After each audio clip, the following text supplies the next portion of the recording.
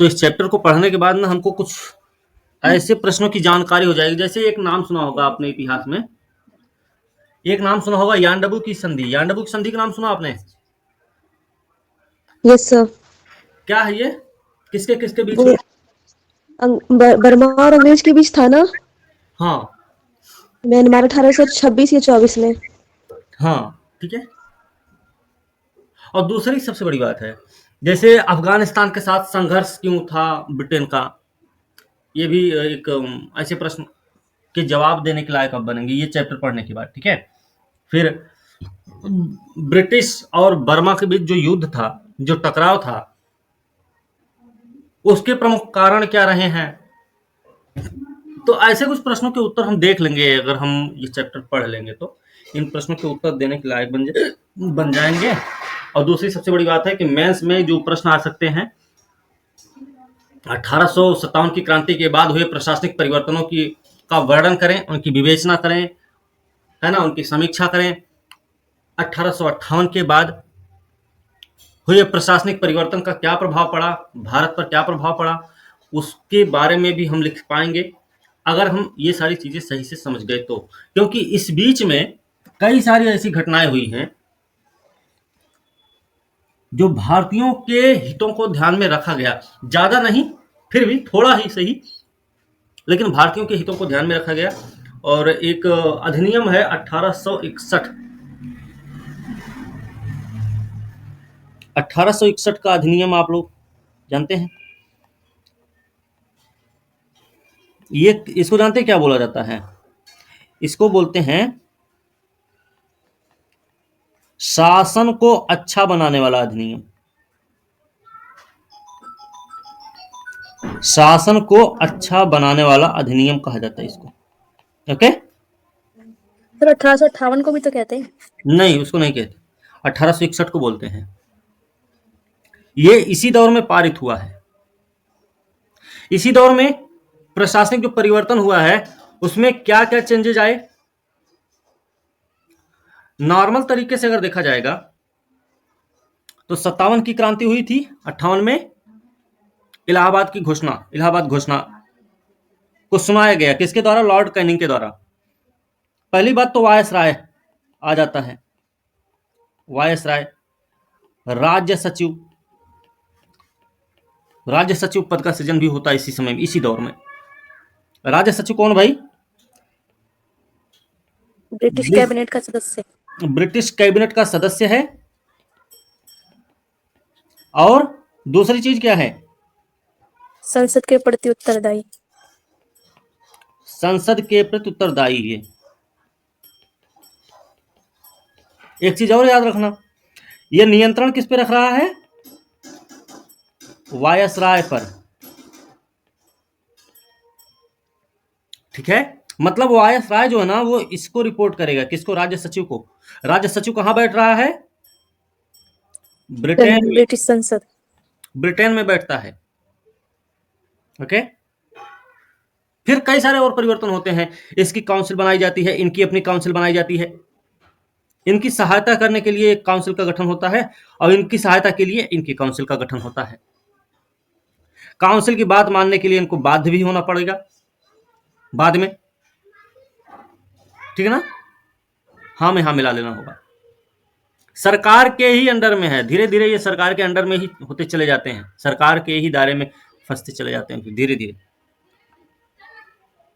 यहां पर क्योंकि यूरोप में औद्योगिक क्रांति का दौर भी चल रहा है, तो यूरोप के और भी कई सारे ऐसे देश होंगे जो इच्छा जाहिर करेंगे अपना उपनिवेश स्थापित करने की।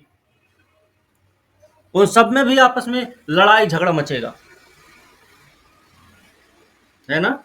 इसी दौर में, इसी दौर में आप देखेंगे अफगानिस्तान को लेकर विवाद उत्पन्न होगा। अफगानिस्तान को लेकर ब्रिटिशों के मन में जो एक डर है, उस डर की वजह से अफगानिस्तान और भारतीय उपमहाद्वीप के बीच में एक सीमा का निर्धारण किया जाएगा। 1893 का समय आता है वो। अब आप लोग पढ़े भी होंगे, 1893 का जो साल है वो बड़ा महत्वपूर्ण रहा है भारत के लिए। उस समय क्या क्या घटनाएं हुई हैं भारत में, किसी को पता है क्या? हम्म, किसी को पता है उसके बारे में? नहीं सर। एक नाम सुना होगा आप लोगों ने, स्वामी विवेकानंद का नाम सुना है आप लोगों ने? हाँ सर, शिकागो में गए थे ना भाषण देने। हाँ, स्वामी विवेक 1893 में देखो क्या क्या हुआ है। स्वामी जी कहाँ गए? शिकागो। गांधी जी कहाँ गए? South Africa. Africa. Annie Besant India I थी उस टाइम। भारत आई, है ना? 1893 में अफगानिस्तान सीमा विवाद समाप्त हुआ,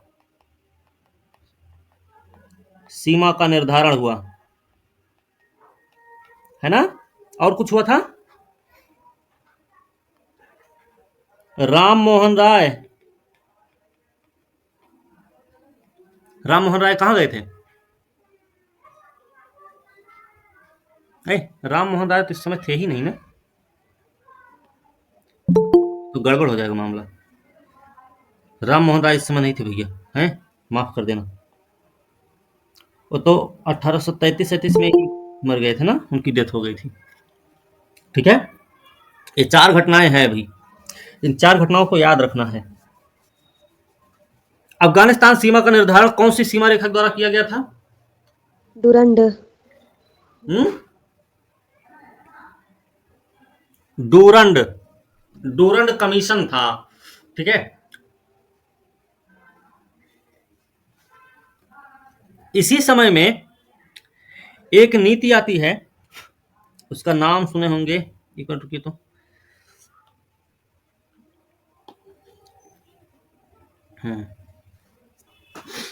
लॉर्ड मेयो, इसी दौर में लॉर्ड मेयो का भी नाम बड़ा फेमस होता है। इन ये किस लिए फेमस रहे, किस किस काम के लिए फेमस रहे भाई?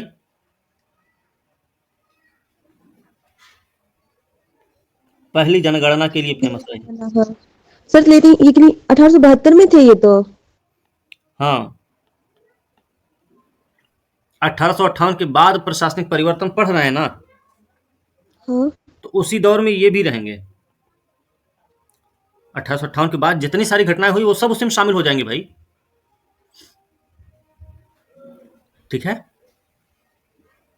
अन्नू? ठीक है, पहली जनगणना इनके समय में हुई। इनको जो सबसे जो बहुत ज्यादा प्रसिद्ध है इनका एक काम, वो कौन सा काम है जो कई बार पेपर में भी पूछा गया है इसके अलावा?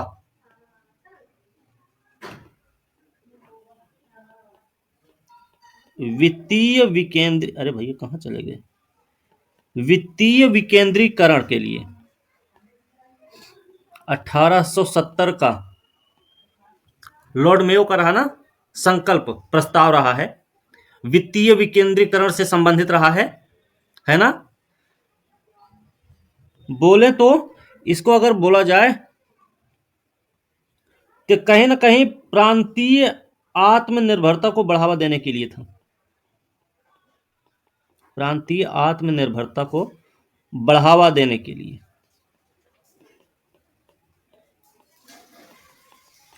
ठीक है ना? इनके बाद इनके इसी काम को और थोड़ा प्रसारित किया था जिस व्यक्ति ने, उसका नाम है लॉर्ड लिटन।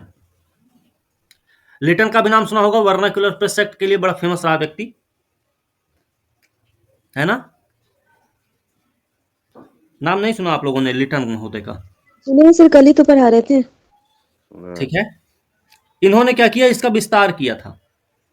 इनके बाद एक नाम आता है लॉर्ड रिपन। ये किस लिए जाने जाते हैं? वर्नाक्युलर प्रेस को रद्द करने के लिए। स्थानीय स्वशासन के जनक के रूप में, है ना? ये भी क्या है, ये वित्तीय विकेंद्रीकरण के एक भाग के रूप में है। यहां पे प्रशासनिक शासन का विकेंद्रीकरण किया इन्होंने, करने का प्रयास किया था लॉर्ड रिपन ने। वर्नाक्युलर प्रेस एक्ट को इन्होंने हटाया था। भारतीय प्रेस का मुक्तिदाता भी इनको कहा जाता है ना,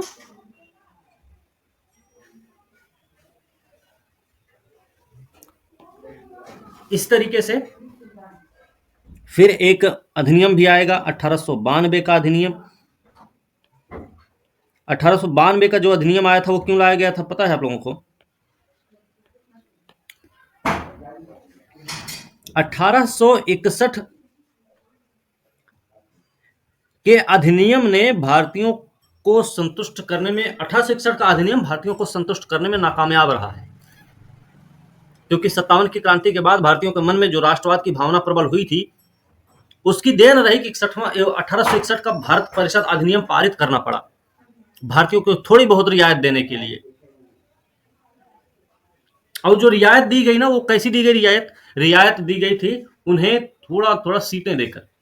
हालांकि चुनाव का प्रावधान नहीं किया गया था, लेकिन फिर भी नामजदगी का प्रावधान था। नामजदगी मतलब नाम निर्देशित, है ना, नियुक्त करने का मामला था। अपॉइंट किसी को किया जा सकता था। जैसे जैसे समय बढ़ता गया है वैसे वैसे भारतीयों की लालसा बढ़ती गई और धीरे धीरे क्या हो गया, 1892 का अधिनियम सरकार को पारित करना पड़ गया, जिसमें कई सारी छूट भी दी गई फिर भारतीयों को। ठीक ना? फिलहाल हम सब चैप्टर पे आते हैं अपने। 57 के विद्रोह ने भारत में ब्रिटिश प्रशासन को गहरा धक्का दिया। उनका पुनर्गठन अनिवार्य बना दिया। विद्रोह के बाद के दशकों में भारत सरकार के ढांचे और नीतियों में महत्वपूर्ण परिवर्तन भी हुए। ठीक है, लेकिन भारतीय अर्थव्यवस्था और सरकार में परिवर्तन के लिए भारत में उपनिवेशवाद के एक नए चरण का आरंभ अधिक महत्वपूर्ण था। 19वीं सदी के उत्तरार्ध में औद्योगिक क्रांति का प्रसार और तीव्रीकरण हुआ। धीरे धीरे यूरोप के दूसरे देश भी, अमेरिका और जापान का भी औद्योगिकरण हुआ। विश्व की अर्थव्यवस्था में ब्रिटेन की उत्पादन संबंधी और वित्तीय श्रेष्ठता अब समाप्त हो गई है। ठीक है ना? याद रखना, 57 की क्रांति के बाद एक समय और आता है ब्रिटेन के लिए, और वो कौन सा समय है कि ब्रिटेन की उत्पादन संबंधी और वित्तीय श्रेष्ठता क्या हो गई है, इस समय समाप्त हो गई है। ठीक है ना? एक मिनट रुकिएगा। ठीक है, अब बाजारों, कच्चे माल के स्रोतों, विदेशी पूंजी निवेश के अवसरों के लिए दुनिया भर में तेज प्रतियोगिता शुरू हो गई। सबसे बड़ा परिवर्तन यही हुआ कि ब्रिटेन की उत्पादन संबंधी और वित्तीय श्रेष्ठता अब समाप्त हो चुकी है। यह आपको ध्यान रखना है। ठीक है, ये बात याद रखना। उपनिवेशों और अर्ध उपनिवेशों के लिए प्रतियोगिता और कड़ी और तीखी हो गई, क्योंकि नई औपनिवेशिक विजयों के लिए क्षेत्र कम होते चले गए थे। क्योंकि अब नई औपनिवेशिक नीतियां, नए औपनिवेशिक देश उभरने लग गए हैं। अब उनके लिए क्षेत्र कम पड़ जाएंगे, उनको भी चाहिए होगा। ठीक ना? अब बढ़ेगा कंपटीशन। अभी तक क्या था, पूरे बाजार पे या पूरे वैश्विक बाजार पे जो शासन चल रहा था, ये एक छत्र राज बोल सकते हैं, वो ब्रिटेन का था। लेकिन अब क्योंकि औद्योगिकरण का दौर है, तो औद्योगिकरण के शुरू होने के बाद सबसे बड़ी समस्या आने वाली है वो है ब्रिटेन को प्रतियोगिता का सामना करना पड़ेगा, कंपटीशन करना पड़ेगा अन्य देशों के साथ, अन्य यूरोपीय देशों के साथ। ठीक है, लेकिन यहां पे एक बात तो तय है कि अगर मार्केट में एकाधिकार समाप्त होगा तो सामान की गुणवत्ता में भी वृद्धि होगी। अभी देखिए, मोटा मोटा अगर समझेंगे तो इस समय में क्या क्या हुआ है। पहली बात तो औद्योगिक क्रांति का प्रसार हुआ है इस दौर में, और औद्योगिक क्रांति के प्रसार ने क्या किया है, पूरे यूरोपीय देशों को भी औपनिवेशिक शक्ति बनने के लिए प्रोत्साहित किया। यहां तक कि यूरोपीय देशों को ही नहीं, अमेरिका, जापान जैसे देशों को भी उसने प्रोत्साहित किया है। ब्रिटेन की जो वित्तीय श्रेष्ठता और उत्पादन संबंधी श्रेष्ठता रही है वो समाप्त हो चुकी है, प्रतियोगिता बढ़ गई है।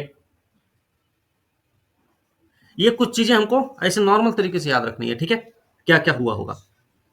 ब्रिटेन को अब विश्व पूंजीवाद में अपनी प्रमुख स्थिति बनाए रखने के लिए नए नए विकसित हो रहे देशों की चुनौती का सामना करना पड़ रहा था। इसलिए उसने वर्तमान साम्राज्य पर अपने नियंत्रण को मजबूत बनाने, उसे और फैलाने के लिए जोरदार कोशिशें शुरू कर दी। इसके अलावा 1850 के बाद रेलवे में और भारत सरकार के दिए गए ऋणों के रूप में बहुत अधिक ब्रिटिश पूंजी लगी थी।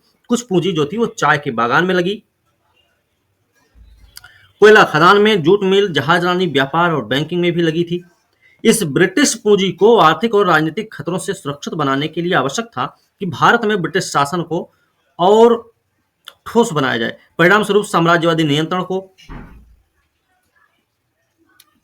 और भी सरल बनाया जाए तथा साम्राज्यवादी विचारधारा भी और मजबूती से स्थापित हुई, जिसे लिटन, डफरिन, लैंसडाउन, एल्गिन और सबसे बढ़कर कर्जन के वायसराय काल की प्रतिक्रियावादी नीतियों में भी देखा जा सकता था। ठीक है, इस समय में साम्राज्यवादी विचारधारा को मजबूती मिली है इस दौर में, ध्यान रखना। अब इसको विस्तारित करने में जो महत्वपूर्ण भूमिका जिन लोगों ने निभाई उसमें लिटन का नाम आता है, डफरिन, लैंसडाउन, एल्गिन और लॉर्ड कर्जन का नाम आता है। ये अपनी प्रतिक्रियावादी नीति के लिए बड़े फेमस रहे हैं, ये आपको पता होना चाहिए। डफरिन, लिटन, लैंसडाउन, एल्गिन और कर्जन प्रतिक्रियावादी नीति के लिए जाने जाते हैं ये लोग। प्रशासन की हम बात करें तो प्रशासन पहले जैसे जो गवर्नर जनरल हुआ करते थे, अब वो वायसराय बन जाएंगे। एक नया पद आएगा प्रशासन के रूप में,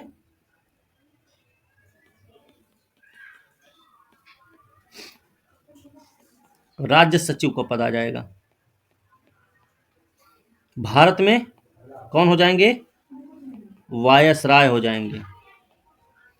इनकी अपनी परिषद है, इनकी सहायता करने के लिए इनकी अपनी परिषद बन जाएगी। ये कुछ चीजें इसमें बदलाव देखने को मिल जाएंगे। राज्य सचिव के बारे में बात करें तो राज्य सचिव कौन है? ब्रिटिश कैबिनेट का सदस्य जो ब्रिटेन में बैठेगा, संसद के प्रति उत्तरदायी भी है। 1858 में ब्रिटिश संसद द्वारा पारित एक कानून ने शासन का अधिकार क्या किया भैया? ईस्ट इंडिया कंपनी के से ले लिया और ब्रिटिश सम्राट को दे दिया। सबसे बड़ा प्रशासनिक परिवर्तन यही हुआ कि ब्रिटिश ईस्ट इंडिया कंपनी की शासन व्यवस्था को छीन लिया गया, उससे लेकर किसको दिया गया? सम्राट को दे दिया गया। इसके पहले भारत पर सत्ता कंपनी के डायरेक्टर, अब जब ईस्ट इंडिया कंपनी का शासन नहीं रहा तो ये डायरेक्टर, बोर्ड ऑफ डायरेक्टर और बोर्ड ऑफ कंट्रोल, ये क्या हो गए? खत्म, समाप्त हो गए। हाँ, बोर्ड ऑफ डायरेक्टर और बोर्ड ऑफ कंट्रोल क्या हो गए? समाप्त हो गए भाई। ठीक है, ध्यान रखना। पर अब शासन का भार एक ब्रिटिश सरकार के मंत्री, अब ब्रिटिश सरकार का मंत्री है, कैबिनेट का सदस्य बोले या फिर मंत्री बोल दें, वो कौन भैया? नाम है भारत मंत्री या फिर बोलते हैं राज्य सचिव। इसकी सहायता के लिए कौन है? एक काउंसिल है, इसकी सहायता के लिए बनाई गई है, ये भी याद रखना है। ये भारत सचिव कौन है? तो भारत सचिव भाई ब्रिटिश कैबिनेट का सदस्य है, मतलब ये संसद के प्रति उत्तरदायी होता था। कौन सी संसद? तो ब्रिटिश संसद। इस प्रकार से भारत पर सत्ता अंततः संसद के ही हाथ में थी। संसद के हाथ में थी का मतलब क्या है? 1773 में जब पूरी तरह मतलब संसद की ही सत्ता अब है पूरी तरह से, क्योंकि कैबिनेट का सचिव जो भारत मंत्री बनकर बैठा हुआ है, कैबिनेट का सदस्य जो भारत मंत्री बनकर बैठा हुआ है, वो ब्रिटिश संसद का ही सदस्य है और ब्रिटिश संसद के प्रति उत्तरदायी है, उसको रिपोर्ट करेगा वायसराय। ठीक ना? इसके अनुसार भारत का शासन पहले की ही तरह एक गवर्नर, एक चीज और याद रखना, पहले की ही तरह भारत का शासन पहले की ही तरह एक गवर्नर जनरल को चलाना था, ये आपको पता रहना चाहिए। ठीक है, मान लीजिए वहां पे ऐसा स्टेटमेंट आ जाए तो ये वाला स्टेटमेंट आपका सही रहेगा। ठीक है, 1858 के द्वारा क्या था कि भारत का शासन पहले की ही तरह एक गवर्नर जनरल को चलाना था, लेकिन उसे क्या किया गया? सम्राट के व्यक्तिगत या फिर वायसराय बोले या फिर सम्राट की व्यक्तिगत प्रतिनिधि की पदवी दी गई, ऐसा बोल सकते हैं।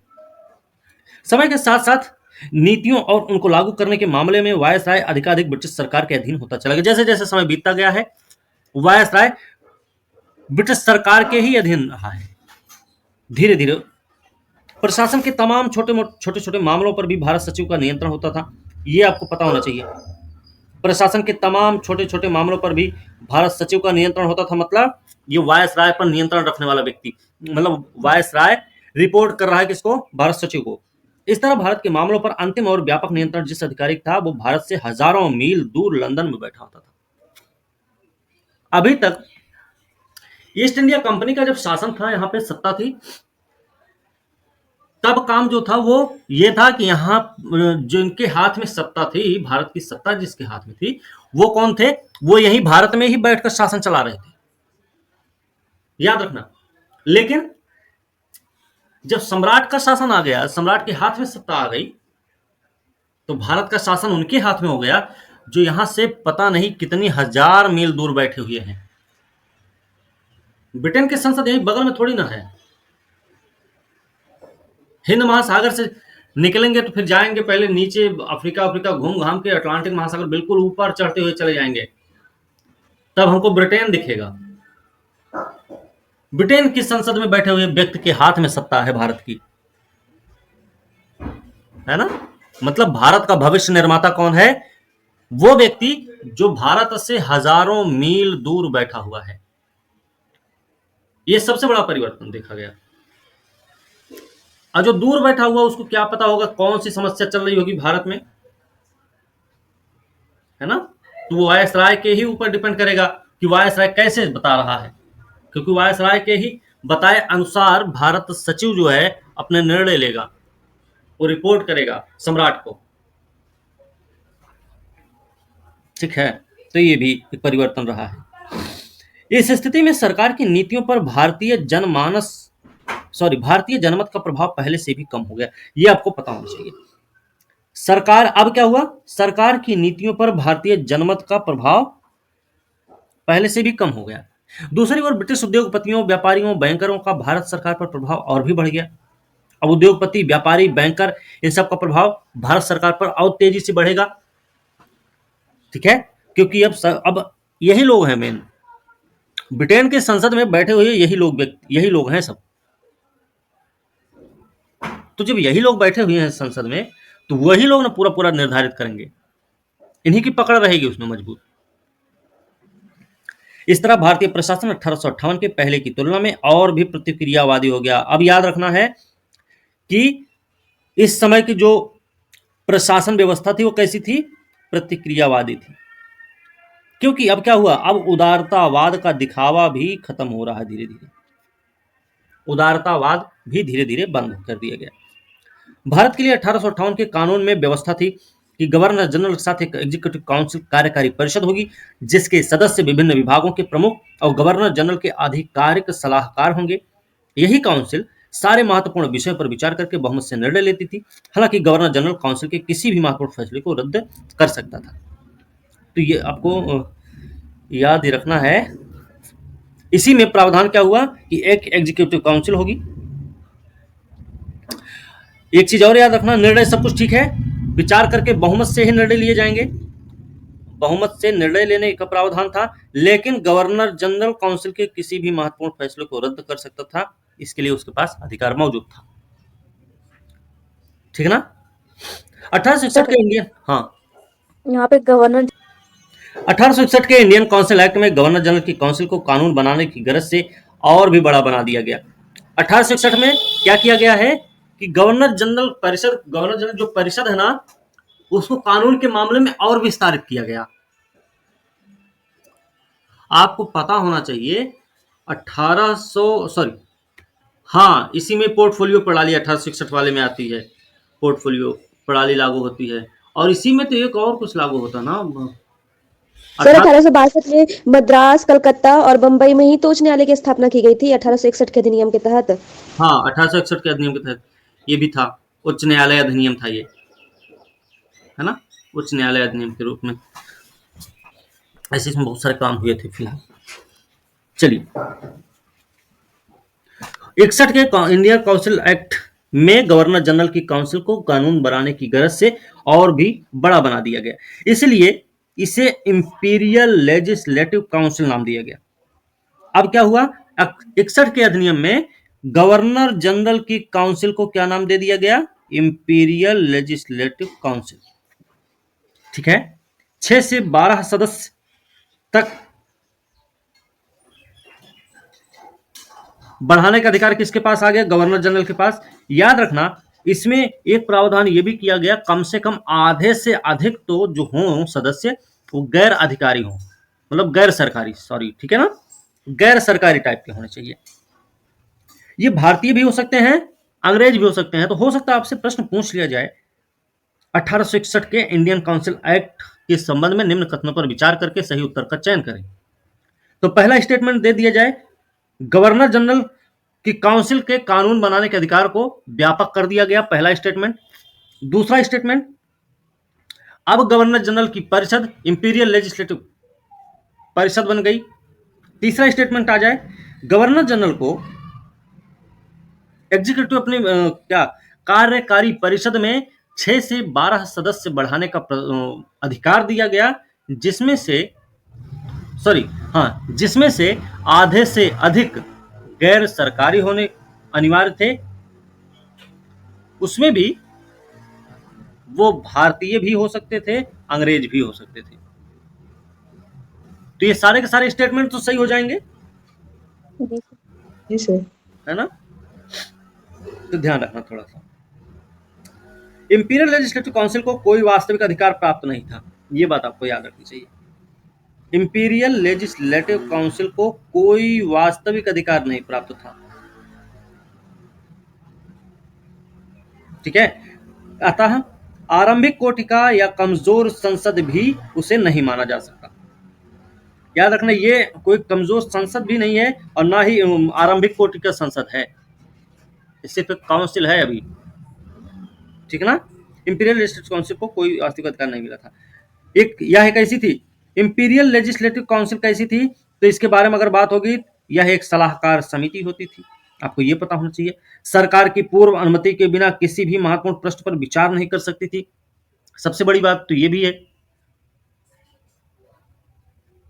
इंपीरियल लेजिस्लेटिव काउंसिल एक सलाहकार समिति थी।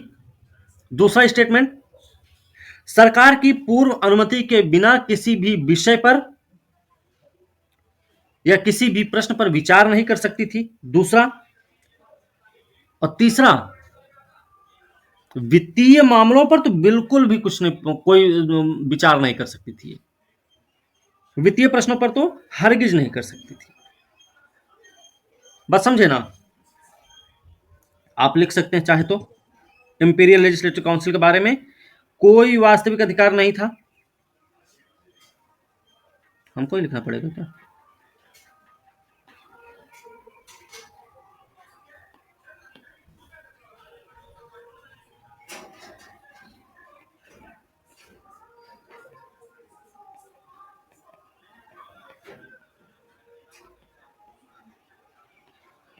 क्या क्या था?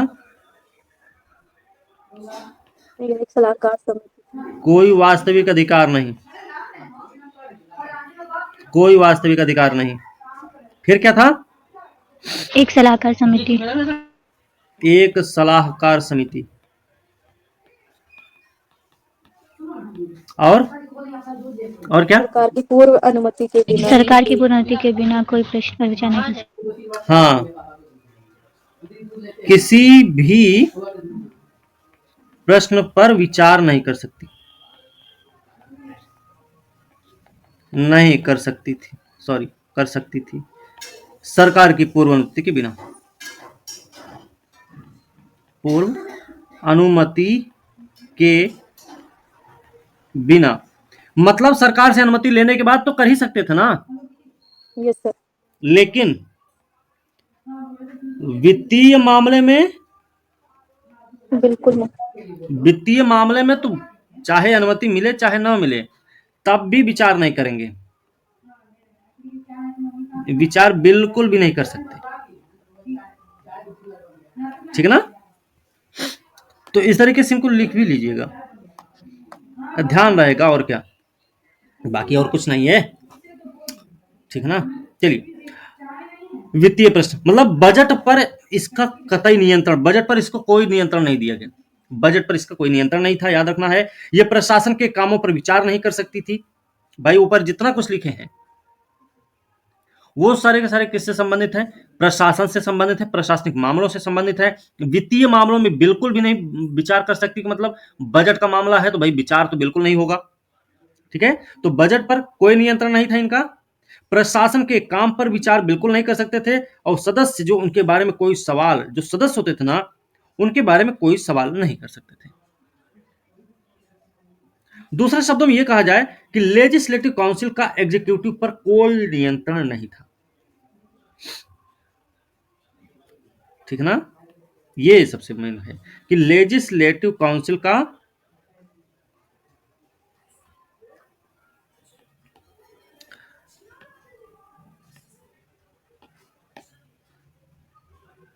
कार्यकारी परिषद पर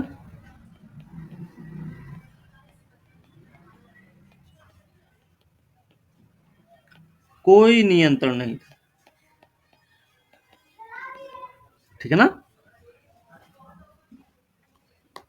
चलिए, इसके अलावा इसके द्वारा पारित कोई भी विधेयक गवर्नर जनरल के अनुमोदन के बिना कानून नहीं बन सकता था। यह भी बात थी कि कोई भी विधेयक अगर लेजिस्लेटिव काउंसिल ने कोई भी विधेयक पारित किया है तो वो गवर्नर जनरल जब तक उसको अनुमोदित नहीं कर देगा तब तक वह कानून नहीं बनता था। गवर्नर जनरल मतलब कौन है? आज के समय में राष्ट्रपति, ठीक है ना। सबसे बड़ी बात यह थी कि भारत सचिव इसके द्वारा बनाए गए किसी भी कानून को रद्द कर सकता था। इंपीरियल लेजिस्लेटिव काउंसिल के द्वारा बनाया गया कोई भी कानून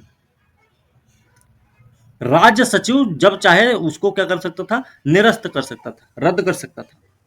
मतलब लेजिस्लेटिव काउंसिल का एकमात्र महत्वपूर्ण काम यह था कि वो सरकारी कदमों पर हां करे और यह आभास कराए कि ये सभी कदम एक संसदीय संस्था द्वारा बनाए गए कानून हैं। नहीं समझे ये वाला मामला, ठीक है ना। मतलब लेजिस्लेटिव काउंसिल का मतलब है कि वो बोलेगा अच्छा सही है ना, तो बोलेंगे हाँ सही है। बोल दिया अच्छा बोलो ना गलत है, तो कहेंगे हाँ गलत है।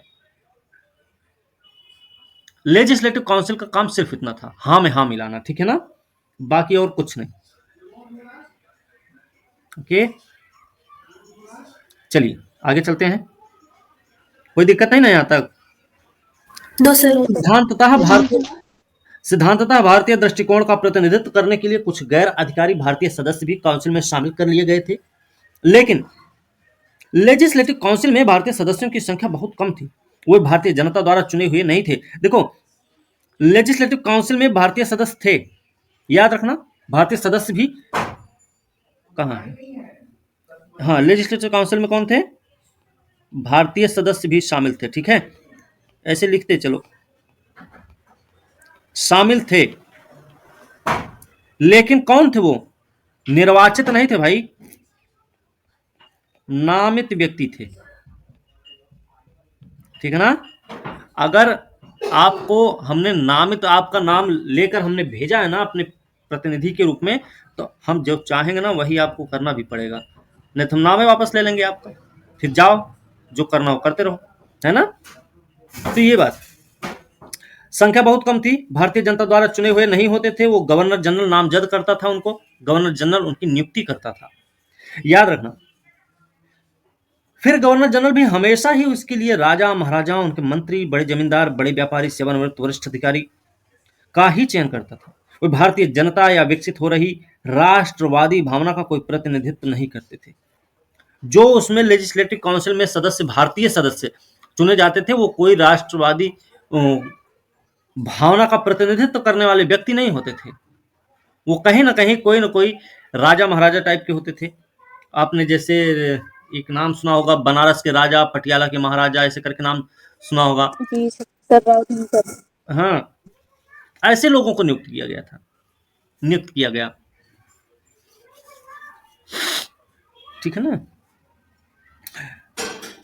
भारत की सरकार अभी भी 1858 के पहले की तरफ विदेशी और निरंकुश सरकार बनी रही। ये सारा कुछ तामझाम होने के बाद भी अभी भी जो ब्रिटिश सरकार है वो कैसी है? निरंकुश टाइप की ही है अभी। फिर ये सब आकस्मिक भी ना था, बल्कि सोची समझी नीति का अंग था। ये सब पहले से ही 1857 की क्रांति के बाद अंग्रेजों को इस समझ में आ गया था, अगर हमको शासन चलाना है तो थोड़ा बहुत भारतीयों को भी संतुष्ट करना पड़ेगा। और दूसरी सबसे बड़ी बात है, क्योंकि हिंदू और मुस्लिम दोनों एकजुट होते नजर आए थे, तो इनके बीच में कुछ भी करके हमको क्या करना है, वैमनस्य का बीज बो के रखना है, ताकि दोनों एक दूसरे से मिल ना पाए, अलग ही रहें। उन्हीं सब बातों को ध्यान में रखते हुए इन सब ने ये जो कार्यक्रम अपनाए थे वो सब इसी आधार पर चल रहे थे। 61 में संसद में इंडियन काउंसिल बिल पेश करते भारत सचिव है चार्ल्स वुड ने कहा, सारे अनुभव हमें यही बतलाते हैं कि जब एक विजेता जाति दूसरी जाति पर शासन करती है तो एक निरंकुश सरकार ही शासन का सबसे नरम रूप हो सकती है। तो ये हमको कुछ नहीं, तो इसका कथन तो हमको ध्यान ही रखना पड़ेगा। चार्ल्स वुड का कौन है, भारत सचिव है। ये क्या कहता है कि सारे अनुभव हमें यही बतलाते हैं। ये स्टेटमेंट आपको याद रखना, कौन किसने कहा था, कब कहा था, तो ये थोड़ा सा आपको पता रहना चाहिए भाई, ठीक है ना। प्रांतीय प्रशासन की बात करें, शासन की सुविधा के लिए अंग्रेजों ने भारत को प्रांतों में बांट रखा था।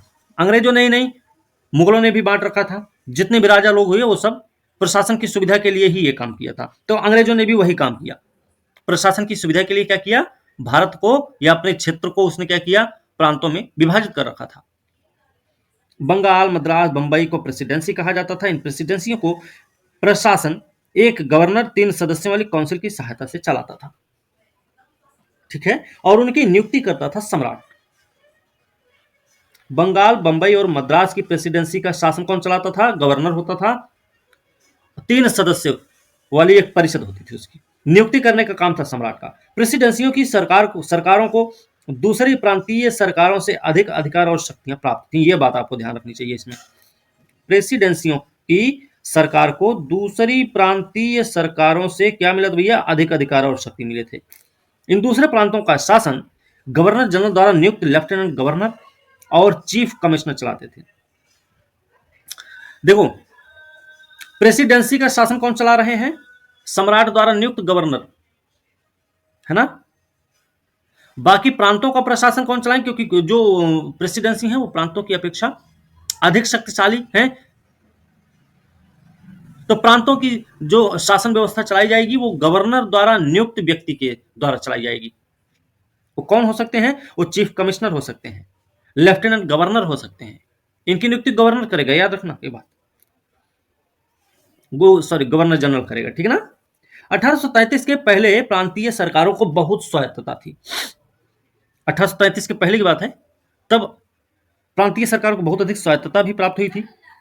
1833 में उनसे कानून बनाने के अधिकार ले लिए गए और उनके व्यय पर सख्त केंद्रीय नियंत्रण लगा दिया गया। पर अनुभवों से जल्द ही पता चल गया कि भारत जैसे विशाल देश का शासन सख्त केंद्रीकरण के सिद्धांत पर कुशलतापूर्वक नहीं चलाया जा सकता। आर्थिक केंद्रीकरण की बुराई वित्त के मामलों में सबसे अधिक स्पष्ट थी। पूरे देश से और उनके अनेक स्रोतों से राजस्व जमा होकर केंद्र में पहुंचता था, तब केंद्र उसे प्रांतीय सरकारों में बांट देती थी। प्रांतों की व्यय की छोटी छोटी बातों पर भी केंद्र सरकार का सख्त नियंत्रण होता था, लेकिन ये प्रणाली व्यवहार में बहुत बर्बादी का कारण सिद्ध हुई, ठीक है। अति केंद्रीकरण, शासन की अति केंद्रीकरण की प्रवृत्ति जो थी वो क्या हो गई, बर्बादी का कारण सिद्ध हुई थी, ठीक है ना। तो थोड़ा सा ऐसे भी प्रांतीय सरकार द्वारा राजस्व के कुशलतापूर्वक संग्रह पर निगरानी रखना, उनके खर्च पर पर्याप्त नियंत्रण रखना केंद्रीय सरकार के लिए संभव नहीं था। इसलिए अधिकारियों ने सार्वजनिक वित्त का विकेंद्रीकरण करने का फैसला किया। प्रांतीय वित्त को केंद्रीय वित्त से अलग करने की दिशा में पहला कदम किसने उठाया है, क्लास के चैप्टर शुरुआत में बताए थे, लॉर्ड मेयो 1870 वित्तीय विकेंद्रीकरण का सिद्धांत दिया, जिस पे कई बार प्रश्न पूछा भी गया है। इन्होंने क्या किया, पुलिस, जेल, शिक्षा, चिकित्सा सेवा, सड़क, इन सब के प्रशासन के लिए प्रांतीय सरकारों को निर्धारित रकम दे दी जाती थी और उनको इस धन का अपनी इच्छानुसार उपयोग करने को भी कहा जाता था। अपनी इच्छानुसार था कि उनको एक निर्धारित रकम दे दी जाती थी, भैया लो ये पैसा है, ये काम करने हैं, अब आप अपने हिसाब से करना, ठीक है। आपको दे दिया जाए 100 रुपया और बोल दिया जाए देखो पहले भंडारा करवाना है और उसमें पूड़ी रहेगा, 2 किस्म का सब्जी रहेगा और मिठाई भी रहेगा। मिठाई मान चलिए कि काला जामुन तो रहेगा ही रहेगा, और 8 लोगों को खिलाना है भाई, 100 रुपया है, आप ले लो यही। अब अपने अपने हिसाब से कर लेना, तो कितना कर सकते हो वो तो आपको भी पता है फिर, है ना। मेनू कार्ड पूरा रेडी करके आपको दे दिया गया है, पैसा है 100 रुपया, इतने लोग रहेंगे, जाओ कर लो फिर। बात समझे? तो एक प्रकार से ये भी कहीं ना कहीं चाल है प्रांतीय सरकार को कमजोर भी करने की, हो सकता है फिलहाल। तो यहाँ पे पुलिस, जेल, शिक्षा, चिकित्सा सेवा, ये आपको पता होना चाहिए कि प्रांतीय सरकारों को क्या क्या दिया गया था। तो पुलिस दी गई, जेल, शिक्षा, चिकित्सा सेवा, सड़क, ये कुछ दिए गए थे। 77 में लॉर्ड मेयो की इस योजना को लिटन ने और तेजी से फैलाया। उसने क्या किया, प्रांतीय सरकारों को, लिटन जब आया तब उसने क्या किया, प्रांतीय सरकारों को भू राजस्व, उत्पादन शुल्क, सामान्य प्रशासन, कानून और न्याय व्यवस्था जैसी कुछ और सेवाएं भी सौंप दी। इसके अलावा व्यय का भार उठाने के लिए प्रांतीय सरकार को उस प्रांत, अब व्यय का भार कहां से आएगा, पैसा कहां से आएगा उनके पास अभी 4 काम और दे दिया गया है। तो पैसा बोला भैया, पैसा इसे देखो, किसी भरोसे मत रहो, तुम क्या करना है, इसने बोल दिया स्टैम्प, उत्पादन शुल्क निकालो, इनकम टैक्स लो अपना, इन सबसे पैसा इकट्ठा कर लो, ठीक है ना। याद रखना, ये स्टैम्प जो था प्रांतीय सरकार को सौंप दिया गया, स्टैम्प, उत्पादन शुल्क, आयकर, ये सब कुछ, ठीक है। इस व्यवस्था में क्या हुआ, 1882 में और परिवर्तन किए गए। प्रांतों की निर्धारित धन देने की प्रणाली समाप्त हो गई। 1882 में क्या हुआ कि धन देने की प्रणाली समाप्त।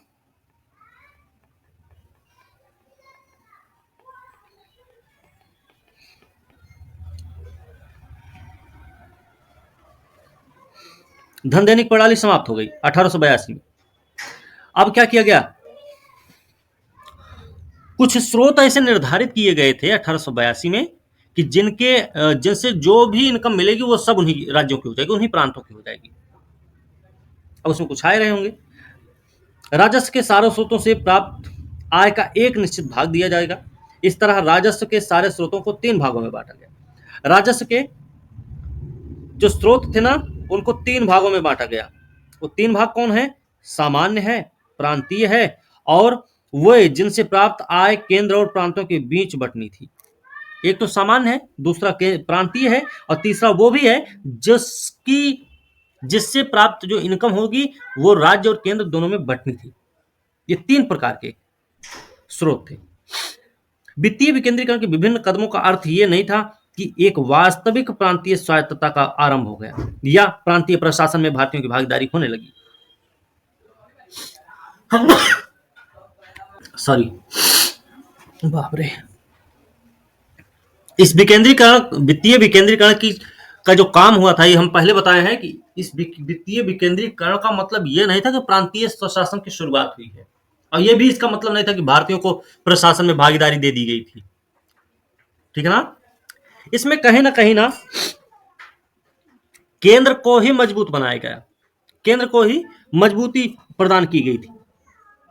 प्रांतीय सरकारों पर प्रभावी और व्यापक नियंत्रण जारी रहा केंद्रीय सरकार का, और यह अपरिहार्य हो गया कि क्योंकि केंद्रीय और प्रांतीय दोनों ही सरकारें पूरी तरह भारत सचिव और ब्रिटिश सरकार के अधीन थी,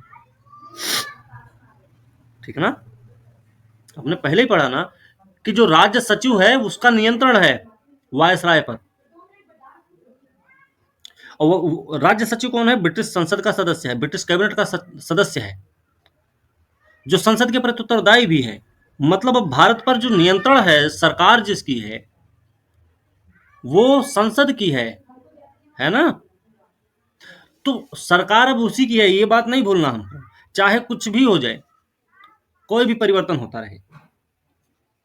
स्थानीय संस्थाएं, वित्तीय कठिनाइयों के कारण सरकार ने प्रशासन का और भी विकेंद्रीकरण किया।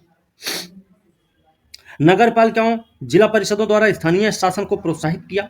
औद्योगिक क्रांति ने 19वीं सदी में यूरोपीय अर्थव्यवस्था समाज को धीरे धीरे बदल कर रख दिया। यूरोप के साथ भारत के बढ़ते संपर्कों, साम्राज्यवाद, आर्थिक शोषण की नई विधियों के कारण आवश्यक हो गया था कि अर्थव्यवस्था, सफाई व्यवस्था और शिक्षा के क्षेत्र में यूरोप में हुई प्रगति को भारत में भी लागू किया जाए। अब यहां पे एक व्यवस्था कौन सी आ रही है, एक दूसरी व्यवस्था यहां पे लागू होगी, शिक्षा वाली। शिक्षा वाली व्यवस्था को भारत में भी लागू करने का बात चला। यहां से कुछ पैसा वैसा भी खर्च करने की बात होने लगेगी। इसके अलावा उभरता हुआ भारतीय राष्ट्रवादी आंदोलन भी नागरिक जीवन में आधुनिक सुधारों को लागू किए जाने की मांग कर रहा था। इस तरह जनता के लिए शिक्षा, सफाई व्यवस्था, जलापूर्ति, बेहतर सड़क, अन्य नागरिक सुविधाओं की जरूरत अधिकाधिक महसूस की जा रही थी। सरकार अब इनको और अनदेखा नहीं कर सकती, लेकिन सेना और रेलवे पर हो रहे भारी खर्चों के कारण वित्तीय व्यवस्था पहले ही डावाडोल हो रही थी, क्योंकि खर्च तो पहले से भी हो ही रहा था। रेलवे पर खर्च हो रहा था, सेना पर खर्च हो रहा था। सेना पर खर्च इसलिए हो रहा था भैया क्योंकि सेना को मजबूत ही रखना था, कभी भी 1857 दोहराया जा सकता था। रेलवे को मजबूत इसलिए रखना था ताकि सामान सही समय पर मार्केट में पहुंच सके, सही समय पर कच्चा माल गोदाम तक पहुंचाया जा सके, सही समय पर कच्चा माल हमारा पोर्ट तक पहुंचाया जा सके। ये दोनों में इनका अपना हित था। भारत का हित कहीं नहीं नजर आ रहा है, ध्यान रखना। चूंकि गरीब जनता पर करों का बोझ पहले ही बहुत अधिक था, इसमें और बढ़ोतरी करने से सरकार के खिलाफ जनसंतोष बढ़ने का डर था, इसलिए सरकार नए कर लगाकर आय भी नहीं बढ़ा सकती थी। मतलब साफ है, सरकार दूसरा कर लगाने के पक्ष में भी नहीं है। सरकार दूसरा कर लगाने के पक्ष में नहीं है। सरकार ऊंचे वर्गों, खासकर ब्रिटिश नागरिक, अधिकारियों, बागान मालिकों, व्यापारियों पर कर लगाना चाहती भी नहीं थी। यह भी बात थी। पर अधिकारियों को लग रहा था अगर जनता को यह लगे कि उन पर लगे नए करों से प्राप्त आमदनी का इस्तेमाल उसी के कल्याण के लिए होना है, तो वह कर देने में नहीं हिचकिचाएगी। इसलिए निर्णय किया गया कि शिक्षा, स्वास्थ्य, सफाई, जलापूर्ति जैसे विषय स्थानीय संस्थाओं को दे दिए जाए। ठीक है, अब देखिए स्थानीय संस्थाओं को कौन कौन से विषय दिए गए हैं, ये हमको पता होना चाहिए। तो स्थानीय संस्थाओं को दिया गया है शिक्षा, स्वास्थ्य, सफाई, जलापूर्ति। ये पूछा गया है पेपर में, आपको पता होना चाहिए। ठीक है, आपको पता होना चाहिए भाई। वो स्थानीय कर लगाकर उनका खर्च निकाले। अनेक अंग्रेजों ने एक और आधार पर भी स्थानीय संस्थाओं की स्थापना के लिए जोर डाला, और उनका क्या मत था कि किसी न किसी रूप में प्रशासन से भारतीयों को जोड़ने से वे राजनीतिक रूप से असंतुष्ट नहीं होंगे। मतलब भारतीयों को अगर संतुष्ट करना है तो उनको स्थानीय प्रशासन से जोड़ दो, ताकि वो सब संतुष्ट रहेंगे, वो आंदोलन नहीं करेंगे, है ना। भारत में सत्ता पर अंग्रेजों के अधिकार को खतरे में डाले बिना भारतीयों को केवल स्थानीय संस्थाओं के स्तर पर ही जोड़ा जा सकता था, जिसमें अंग्रेजों को कोई खतरा नजर नहीं आ रहा था। ठीक है, सबसे पहले 1864 1868 के बीच स्थानीय संस्थाओं, देखो सबसे पहले स्थापना हुई है 1864 और 1868 में स्थानीय संस्थाओं की। लगभग हर मामले में इनके सदस्य नामजद होते थे। याद रखना, अध्यक्ष जिला मजिस्ट्रेट होता था। इनका जो अध्यक्ष था वो कौन था? जिला मजिस्ट्रेट।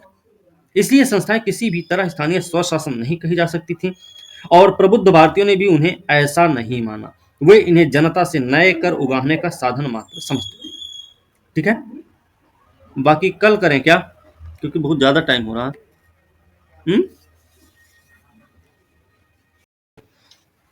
इससे पहले तक का जो भी हुआ है,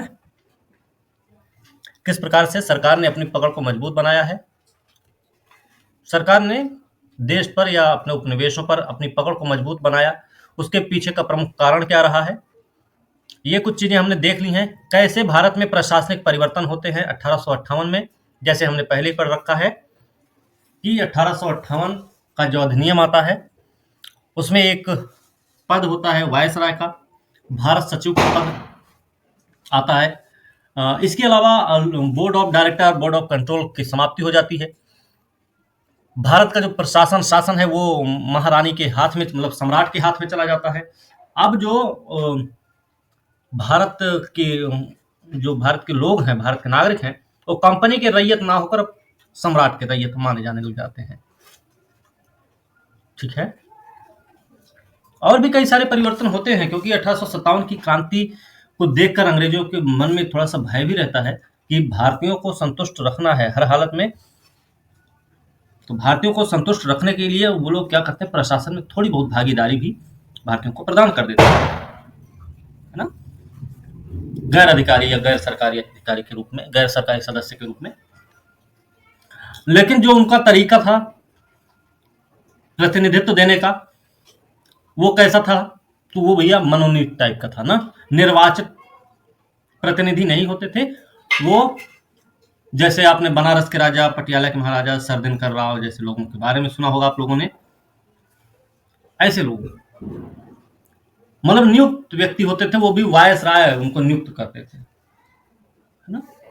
ऐसे चलिए, सबसे पहले 1864 और 68 के बीच स्थानीय संस्थाओं की स्थापना हुई, पर लगभग हर मामले में इनके सदस्य जो होते थे नामजद होते थे। स्थानीय संस्थाओं की जो स्थापना हुई थी, उनके जो सदस्य होते थे स्थानीय संस्थाओं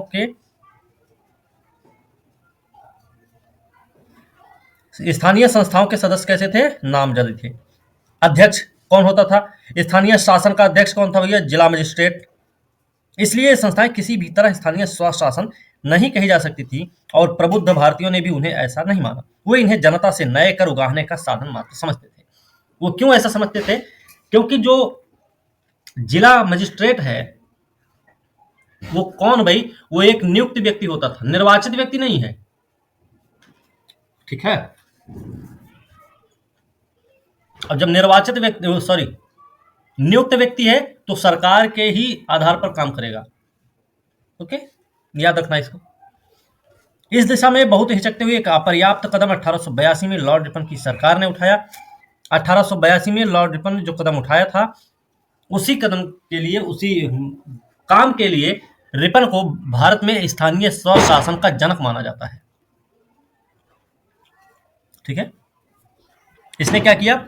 एक सरकारी प्रस्ताव में ग्रामीण और नगरीय स्थानीय संस्थाओं द्वारा, जिनके अधिकांश सदस्य गैर अधिकारी हों, स्थानीय मामलों के प्रबंध की एक नीति निर्धारित की गई। मतलब इसने ग्रामीण और नगरीय स्थानीय संस्थाओं के द्वारा स्थानीय मामलों के प्रबंध की एक नीति निर्धारित करने का फैसला किया। और जो ग्रामीण और नगरीय स्थानीय संस्था होती थी, उसके ज्यादातर सदस्य कैसे थे भाई? गैर अधिकारी होते थे या गैर सरकारी सदस्य होते थे, ठीक है। तो आपको पता होना चाहिए कि लॉर्ड रिपन के द्वारा जो ग्रामीण और नगरीय स्थानीय संस्थाओं की स्थापना की गई थी, उसके ज्यादातर सदस्य कैसे थे? गैर सरकारी सदस्य थे, ठीक है। ठीक है ना भाई, इतना ध्यान रखना। जी सर।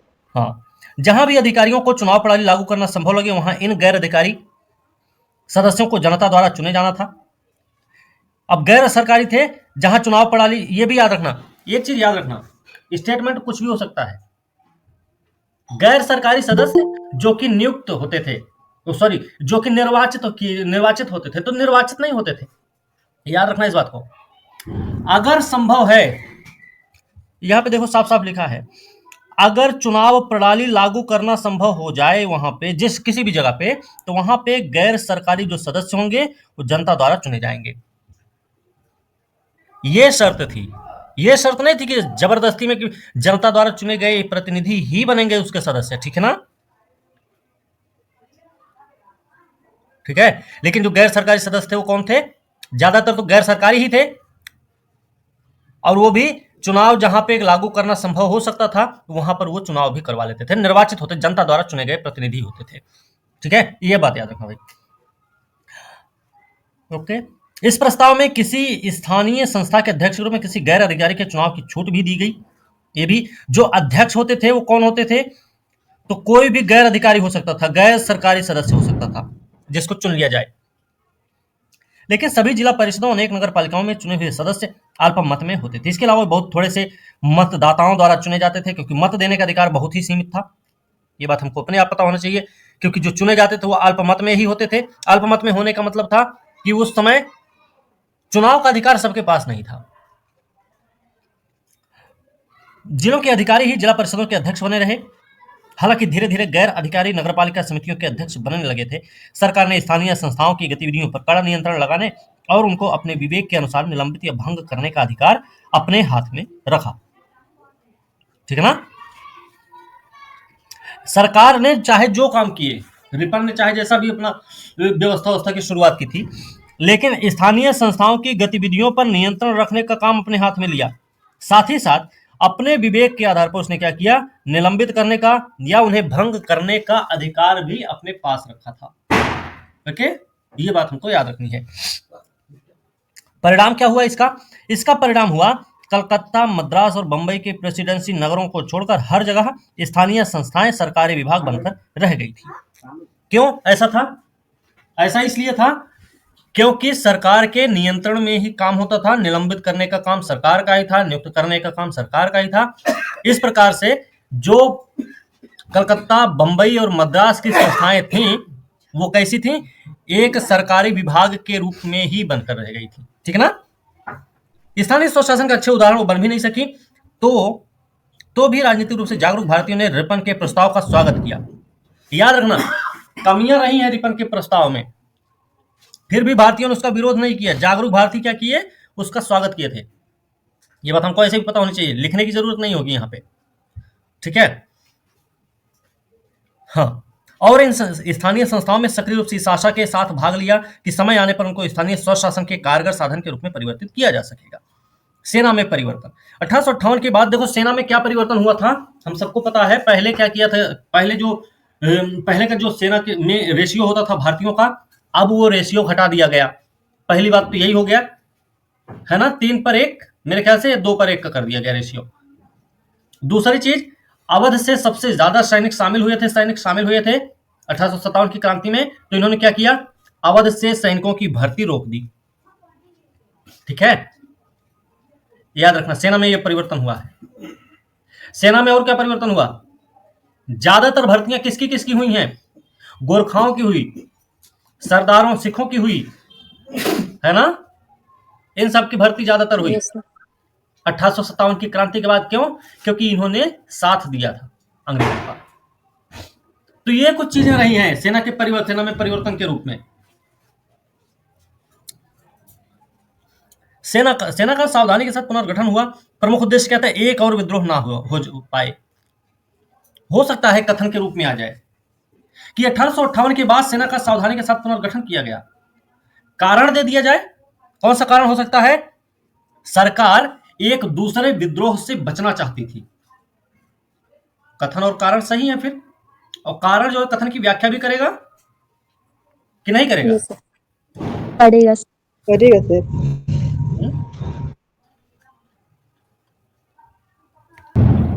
क्वेश्चन ये था कि सेना में परिवर्तन के क्या कारण थे, मतलब कथन और मतलब कारण। मान लीजिए कथन दे दिया जाए 1858 के बाद सेना का सावधानी पूर्वक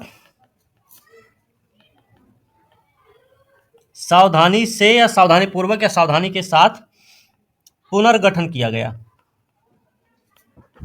ठीक है, कारण क्या हो जाएगा फिर? सरकार दोबारा किसी विद्रोह से बचना चाहती थी।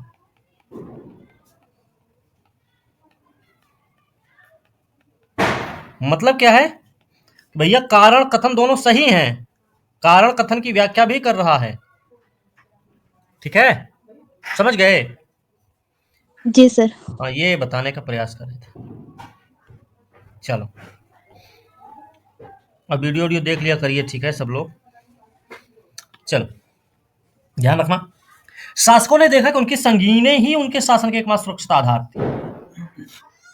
भारतीय सैनिकों की विद्रोह की क्षमता को अगर एकदम समाप्त न किया जा सके तो उसे यथासंभव कम करने के लिए अनेक कदम उठाए गए। खत्म करना मुश्किल था, लेकिन उनको कमजोर तो कर ही सकते थे लोग। ठीक है, पहली बात यह कि सेना पर यूरोपीय सैनिकों का वर्चस्व सावधानी के साथ सुनिश्चित किया गया। पहली बात यह की गई है, सेना में सावधानी से पुनर्गठन हुआ है, उसका पहला प्रभाव यह रहा कि सेना पर यूरोपीय सैनिकों का वर्चस्व सावधानी के साथ सुनिश्चित हुआ। अब क्या किया गया है? सेना में भारतीयों के मुकाबले यूरोपियों का भाग बढ़ा दिया गया। याद रखना भाई, यूरोपियों का भाग बढ़ा दिया गया है। कितना? बंगाल की सेना में अभी अनुपात 1 और 2 का, बंगाल में 1:2 का हो गया, और मद्रास बंबई में हो गया 2:5 का। 1:2 और 2:5 है ना? Yes sir. ये हो गया, याद रखना भाई। सर इसमें जो है सर, हाँ, इसमें जो है मतलब कि एक कौन सा सेना रहेगा और दो कौन सा सेना रहेगा संख्या के हिसाब से? एक भारतीय, 2 यूरोपीय। हाँ, ठीक है, कुछ ऐसे मतलब कि ठीक है। चलिए, इसके लिए भौगोलिक और सैनिक महत्व के स्थानों पर यूरोपीय सेनाओं को तैनात किया गया। जो भौगोलिक और सैनिक महत्व वाली जगह थी, उन पर यूरोपीय सैनिकों को लगाया गया विशेष रूप से। यह भी एक परिवर्तन हुआ। तोपखाना, 20वीं सदी में टैंक और बख्तरबंद गाड़ी बन गई। सेना के महत्वपूर्ण विभाग पूरी तरह यूरोपियों के हाथ में रखे गए। तोपखाना किसके हाथ में रखा गया भैया? यूरोपियों के हाथ में। ठीक है। अधिकारी वर्ग से भारतीयों को बाहर रखने की पुरानी नीति का सख्ती से पालन हुआ। 1914 तक कोई भी भारतीय कभी सूबेदार के पद से ऊपर नहीं उठ सका। दूसरा क्या रहा? सेना के भारतीय अंग का संगठन कैसा रहा? संतुलन और जवाबी संतुलन तथा बांटो और राज करो की नीति के आधार पर किया गया।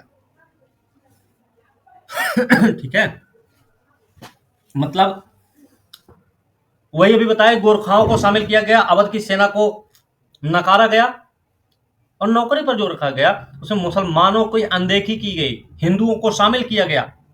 इसलिए नहीं किया गया कि उनको हिंदुओं से बड़ा लगाव था, इसलिए शामिल किया गया ताकि हिंदू और मुस्लिम एक साथ लड़ सकें, आपस में ही लड़ाई कर लें। क्योंकि वो 1857 की क्रांति से सीख लिए थे कि अगर दोबारा ये दोनों एक हो गए तो हमारा शासन, हमारा जो साम्राज्य होगा वो उखड़ जाएगा। ठीक है ना, इस बात से डर था इनको। संतुलन और जवाबी संतुलन, अपनी सेना ऐसे रखे, वर्चस्व अपना कायम रखे ताकि जवाब दे सके अच्छे से। बांटो राज करो में कौन? हिंदू और मुस्लिम के रूप में। नीति के आधार पर किया गया ताकि किसी ब्रिटिश विरोधी विद्रोह के लिए एकजुट होने का उनको अवसर ना मिल सके। सेना की भर्ती में क्या क्या ध्यान रखा गया? जाति का ध्यान रखा गया, क्षेत्र का ध्यान रखा गया, धर्म का भी ध्यान रखा गया, है ना, ध्यान रखना इसका। कहानी गढ़ी गई भारतीयों में कुछ लड़ाकू जातियां और कुछ गैर लड़ाकू जातियां। अवध, बिहार, मध्य भारत, दक्षिण भारत के सैनिकों ने ही आरंभ में अंग्रेजों की भारत विजय में सहायता की। 1857 के विद्रोह में उनके भाग लेने के कारण उनको गैर लड़ाकू घोषित किया गया। ये बात याद रखना, गैर लड़ाकू कौन कौन घोषित किए गए हैं? कहां कहां के लोग? अवध के, अपने बिहार, मध्य भारत, दक्षिण भारत के सैनिक, ये सब कौन है? गैर लड़ाकू हैं। गैर लड़ाकू, देखो एक स्टेटमेंट ऐसा भी आ सकता है कि अवध, बिहार, मध्य भारत और दक्षिण भारत के सैनिकों को गैर लड़ाकू सैनिक घोषित किया गया। कारण हो सकता है 1857 की क्रांति में इन्होंने जमकर भाग लिया था, इन्होंने जमकर अंग्रेजों का विरोध किया था।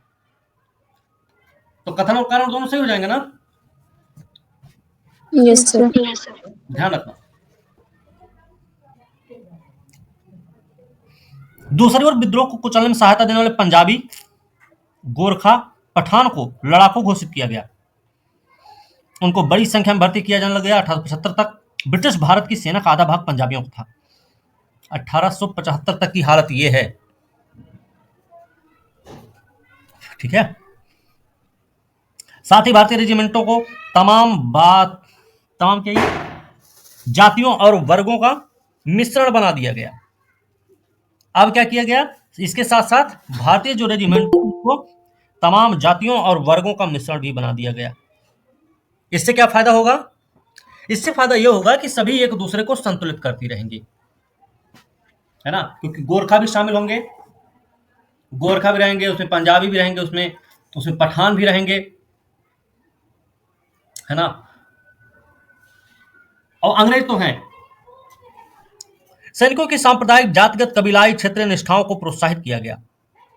यह भी बात याद रखनी है। इस दौर में सैनिकों की सांप्रदायिक, जातिगत, कबीलाई और क्षेत्रीय निष्ठा को प्रोत्साहित किया गया ताकि उनके बीच राष्ट्रवाद की भावना प्रबल ना हो सके, ना फैल सके। याद रखना, इन सब के प्रोत्साहन के पीछे अंग्रेजों की मंशा थी कि ताकि ये सब कभी भी राष्ट्रवाद की भावना से मजबूत ना हो सके या राष्ट्रवाद की भावना न जग जाए इन सब में।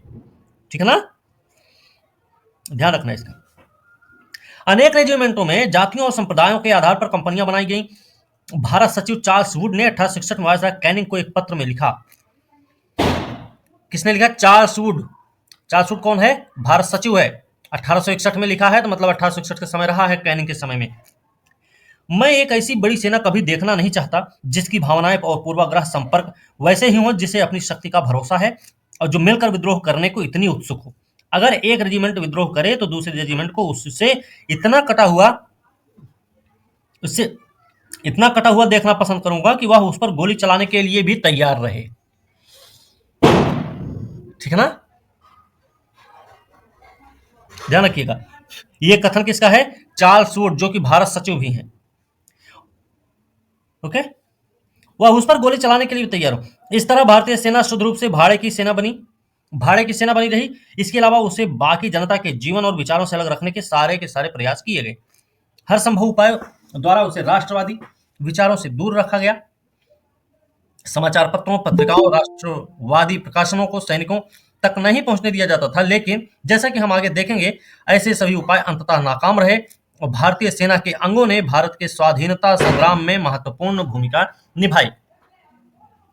ओके, यहां तो कोई दिक्कत नहीं सर। नहीं सर।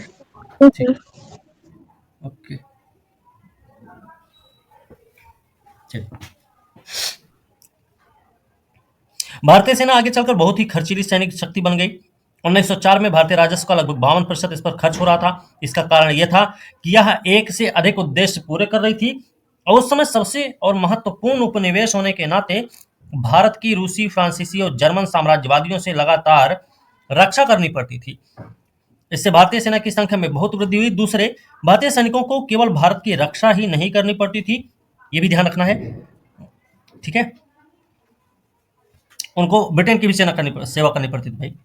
भारतीय सेना कहां कहां जाती थी? एशिया में भी, अफ्रीका में भी जाती थी। अब सेना को क्या किया गया? सेना का तबादला वाला भी सिस्टम अपनाया गया। ट्रांसफर, एक जगह स्थिर नहीं रखा जाएगा। इनको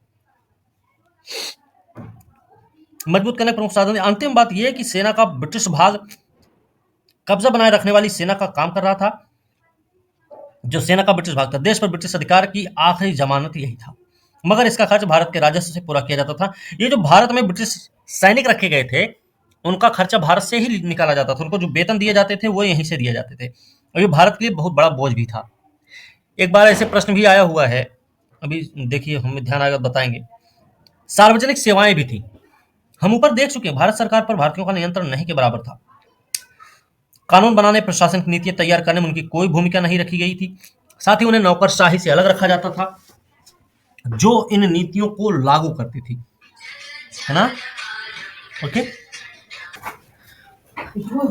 साथ ही नौकरशाही से अलग रखा जाता था। नौकरशाही क्या करती थी भाई? नीतियों को लागू करने में मदद करती थी। ठीक है, प्रशासन में अधिकार और उत्तरदायित्व के सारे पदों पर इंडियन सिविल सर्विस के सदस्य बैठे होते थे। इनकी भर्ती लंदन में होने वाली खुली वार्षिक प्रतियोगिता परीक्षाओं के द्वारा की जाती थी। ठीक है, भारतीय भी बैठ सकते थे। 1863 में परीक्षा उत्तीर्ण करने वाले पहले भारतीय, ये प्रश्न पूछा गया है। तो 1863 में ये एग्जाम कौन पास किया था? पहले भारतीय व्यक्ति हैं सत्येंद्रनाथ ठाकुर, जो कि कौन है? ये रविन्द्रनाथ ठाकुर के बड़े भाई भी हैं। उसके बाद लगभग हर साल एक दो भारतीय सिविल सर्विस के गौरवपूर्ण पदों पर पहुंचते रहे, मगर अंग्रेजों की अपेक्षा उनकी संख्या बहुत ही नगण्य थी। वास्तव में सिविल सर्विस के दरवाजे भारतीयों के लिए बंद ही रहे, क्योंकि वे अनेक बाधाओं से ग्रस्त भी थे। यह परीक्षा अंग्रेजी के माध्यम से होती थी, जो एक विदेशी भाषा थी। यह प्राचीन ग्रीक और लैटिन के ज्ञान पर आधारित थी। ये थोड़ा सा हमको पता रहना चाहिए, बहुत ज्यादा नहीं, थोड़ा बहुत ही। ठीक है, जो व्यवस्था सिविल सर्विसेज एग्जाम था वो प्राचीन ग्रीक और लैटिन के ज्ञान पर आधारित था। इंग्लैंड में लंबे और खर्चीले अध्ययन के बाद ही प्राप्त किया जा सकता था, यह भी याद रखना। इसलिए भारतीय इसको नहीं प्राप्त कर पाते जल्दी। साथ ही सिविल सर्विस परीक्षा में बैठने की आयु भी 1859 में कितनी थी? 23 साल। 78 में कर दी गई 19 साल। 23 साल के भारतीय युवक के लिए सिविल सर्विस प्रतियोगिता में सफल होना कठिन था, तो 19 वर्ष के भारतीय युवक के लिए यह असंभव ही था। संभव कैसे हो सकता था? इसी तरह प्रशासन के दूसरे विभाग जैसे पुलिस, सार्वजनिक निर्माण, चिकित्सा, डाक, तार, जंगल, इंजीनियरिंग, कस्टम, बस, बाद में रेलवे भी बड़े और अधिक वेतन पाने वाले पद ब्रिटिश नागरिकों के लिए सुरक्षित रखे जाते थे। सभी महत्वपूर्ण पदों पर यूरोपियों का यह वर्चस्व आकस्मिक न था। भारत के शासकों का मत था कि भारत में ब्रिटिश शासक को बनाए रखने के लिए आवश्यक भी था। ऊंचे पदों पर देखो, क्लर्क के लेवल पे अगर नौकरी करवाना है, सॉरी, भारत में अगर शासन व्यवस्था को अच्छे ढंग से, सुचारू ढंग से चलाना है, तो अंग्रेजों का मानना था कि यहाँ पे क्लर्क की जो पोस्ट, क्लर्क पद होंगे या उससे जो निचले पोस्ट होंगे, उन सब पे भारतीयों को रखा जाएगा। ठीक है, ऊंची पोस्ट पर रखना मतलब अपने साम्राज्य के लिए ही खतरा है। क्यों? क्योंकि वो नीतियों को लागू करते हैं, ब्यूरोक्रेट्स जो होते हैं। बात समझ रहे हैं ना? इसलिए उस पद पर भारतीयों को शामिल नहीं किया गया। भारतीयों को बैठाना बड़ा मुश्किल रहा। छोटे पदों तक उन्होंने क्या किया, भारतीयों को सीमित रखा। और याद रखना, जो भारत में शिक्षा व्यवस्था को बढ़ावा दिया गया वो सिर्फ इसीलिए दिया गया था कि थोड़े बहुत पढ़ लिख लेंगे तो ये लोग भी नौकरी चाकरी हो जाएंगे, और इससे हमारे सरकार को मजबूती मिलेगी, हमारे साम्राज्य के लिए ही मजबूती रहेगी, है ना? ये तो हम सब पहले भी जानते हैं।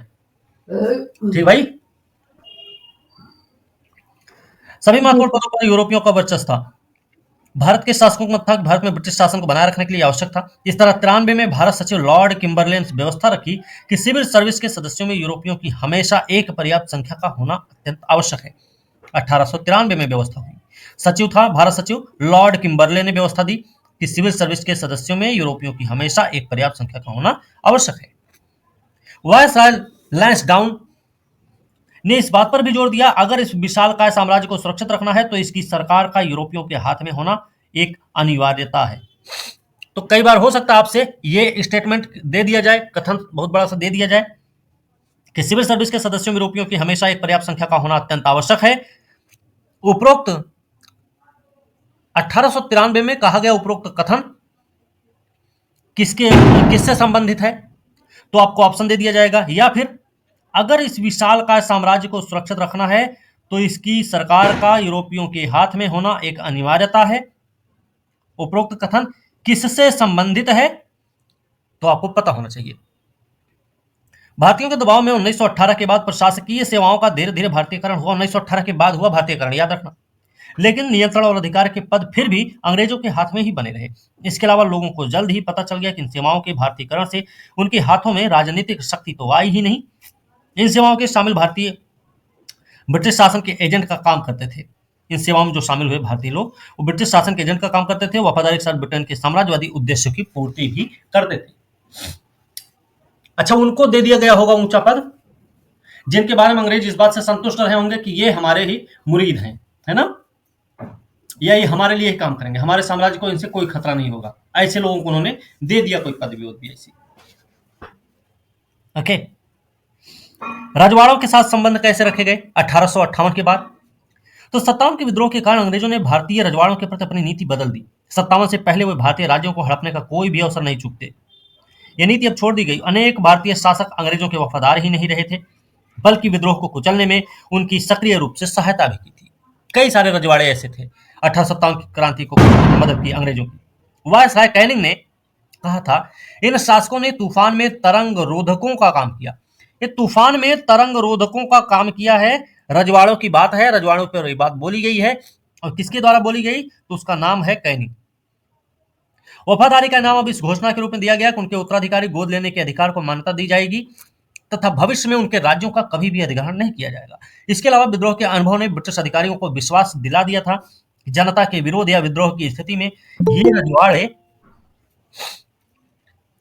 रजवाड़े उनके कारगर सहयोगी हो सकते हैं। 1860 में कैनिंग ने लिखा, क्या लिखा इन्हें, कि बहुत पहले सर जॉन मार्कॉम ने यह बात कही थी कि अगर हम पूरे भारत को जिलों में बांट दें तो भी वास्तविकता ऐसी नहीं है कि हमारा साम्राज्य 50 वर्ष तक भी जारी रह सके। पर अगर हम बिना किसी राजनीतिक सत्ता दिए मात्र शाही उपकरणों के रूप में अपने देशी रजवाड़ों को बनाए रखें तो भारत में हम तब तक बने रहेंगे जब तक कि समुद्र पर हमारा वर्चस्व बना रहेगा। इस मत की ठोस सच्चाई में मुझे कोई संदेह नहीं, और हाल की घटनाओं के बाद इस मत पर ध्यान देना पहले से कहीं अधिक आवश्यक हो गया है। ठीक है, ये स्टेटमेंट भी आपके लिए इंपॉर्टेंट है, और ये बात कैनिंग ने लिखी है। ठीक है ना, कैनिंग का ये वाला कथन बड़ा फेमस है, ये सब लोग को पता होगा। लेकिन ये वाला जो बात है, अगर ये पूरा स्टेटमेंट के रूप में आ गया इतना बड़ा, तो हो सकता कठिनाई हो जाए कि लिखना किसने है ना, और फिर हो सकता है आपका प्रश्न भी गलत हो जाए। ठीक भाई, इसलिए रजवाड़ों को भारत में ब्रिटिश शासन के ठोस स्तंभ बनाकर रखने का निर्णय किया गया। और ब्रिटिश इतिहासकार पी.ई. रॉबर्ट्स ने कहा, साम्राज्य के आधार के रूप में उनको बनाए रखना तब से ब्रिटिश नीति का एक सिद्धांत रहा है। ठीक है, फिर भी रजवाड़ों को बनाए रखना रजवाड़ों पर ब्रिटिश नीति का केवल एक पक्ष है, ब्रिटिश अधिकारियों का उन पर पूर्ण नियंत्रण इस नीति का दूसरा पक्ष भी है। 57 के विद्रोह से पहले अंग्रेज व्यवहार में रजवाड़ों के आंतरिक मामलों में हमेशा दखल देते रहे, मगर फिर भी सिद्धांत रूप में उनको सहयोगी और स्वाधीन शक्ति माना जाता रहा था। 1857 से पहले क्या था स्थिति? 1857 से पहले की स्थिति थी कि जो अंग्रेज थे वो उनके आंतरिक मामलों में हमेशा दखल करते रहते थे, लेकिन एक सहयोगी के रूप में और एक स्वाधीन शक्ति ही माना जाता था रजवाड़ों को। पहले की हालत थी, 1857 से पहले की हालत थी। ठीक है। और एक चीज और याद रखना, इनकी दोगली नीति थी मानी जाती है ये, जो इन्होंने सबके साथ समझौता किया कि हम आपका मदद करेंगे, आप पे कोई आक्रमण करेगा, यही समझौता इन्होंने दूसरे के साथ भी किया था, दूसरी रियासत के साथ, दूसरे रजवाड़े के साथ। ठीक है ना? तो ये बात हमको याद रखनी है। अब यह स्थिति एकदम बदल दी गई। अपना अस्तित्व बनाए रखने के लिए राजाओं को अब ब्रिटेन की क्या है ठीक है ना? तो ध्यान रखना इसको। 1876 में पूरे भारतीय उपमहाद्वीप पर ब्रिटेन की सत्ता पर जोर देने के लिए क्या किया गया? रानी विक्टोरिया ने भारत की साम्राज्ञी का पद भी संभाल लिया। कब? 1876 में। इस पे प्रश्न पूछा भी गया है ना? मेरे ख्याल से कौन सा अधिनियम है ये 1876 में आया हुआ था, देख लेना, पूछा गया यूपीपीसीएस में ये सवाल। बाद में कर्जन ने भी ये बात स्पष्ट की कि राजा महाराजा अपने राज्यों का शासन केवल ब्रिटिश सम्राट के एजेंट के रूप में करेंगे। राजाओं ने इस अधीनस्थ की नीति को भी स्वीकार कर लिया और स्वेच्छा पूर्वक, ठीक है, सम्राट के, ठीक है, अधीनस्थ की स्थिति की को भी राजाओं ने स्वीकार कर लिया था, ये बात याद रखना। और स्वेच्छापूर्वक साम्राज्य के पिछलग्गू बन गए। ठीक है, क्यों? क्योंकि ऐसा करने पर उन्हें अपने राज्यों के बने रहने का आश्वासन दिया गया था। ठीक है सर।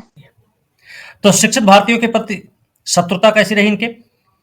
33 के बाद 1833 के बाद भारत सरकार ने आधुनिक शिक्षा को जमकर प्रोत्साहन दिया था। 57 में कलकत्ता, बंबई, मद्रास में विश्वविद्यालय स्थापित हुए। उसके बाद उच्च शिक्षा तेजी से फैली। 57 के विद्रोह में शिक्षित भारतीयों के भाग लेने से इनकार करने पर अनेक अंग्रेज अधिकारियों ने उनकी प्रशंसा की थी। ठीक है, शिक्षित भारतीय नहीं शामिल हुए थे ना युद्ध में, सॉरी क्रांति में? नहीं सर। तो शिक्षित भारतीय तो नहीं शामिल हुए, अंग्रेज अधिकारी उसको उनकी प्रशंसा भी की। लेकिन शिक्षित भारतीयों के प्रति यह अनुकूल सरकारी दृष्टिकोण जल्द ही पलट गया। कारण क्या था? उनमें से अनेक लोग, क्या ही लिखा है, हाल में प्राप्त आधुनिक ज्ञान का उपयोग करके ब्रिटिश शासन के साम्राज्यवादी चरित्र का विश्लेषण करने लगे थे और उन्होंने प्रशासन में भारतीयों की प्रशासन की भागीदारी, ठीक है, प्रशासन की भागीदारी को क्या किया उन्होंने? भागीदारी की मांगे सामने रखी थी। भारतीयों की भागीदारी की मांग सामने रखी थी। मतलब ये लोग जो है ना, यहां पे समझिए कि पढ़े लिखे, सॉरी,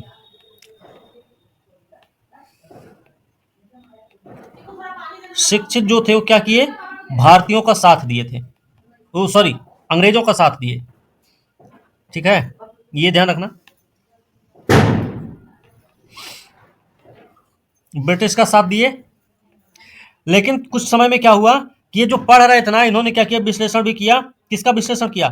कंपनी के शासन का, कंपनी के शासन की नीतियों का, उनके साम्राज्यवादी विचारों का विश्लेषण किया।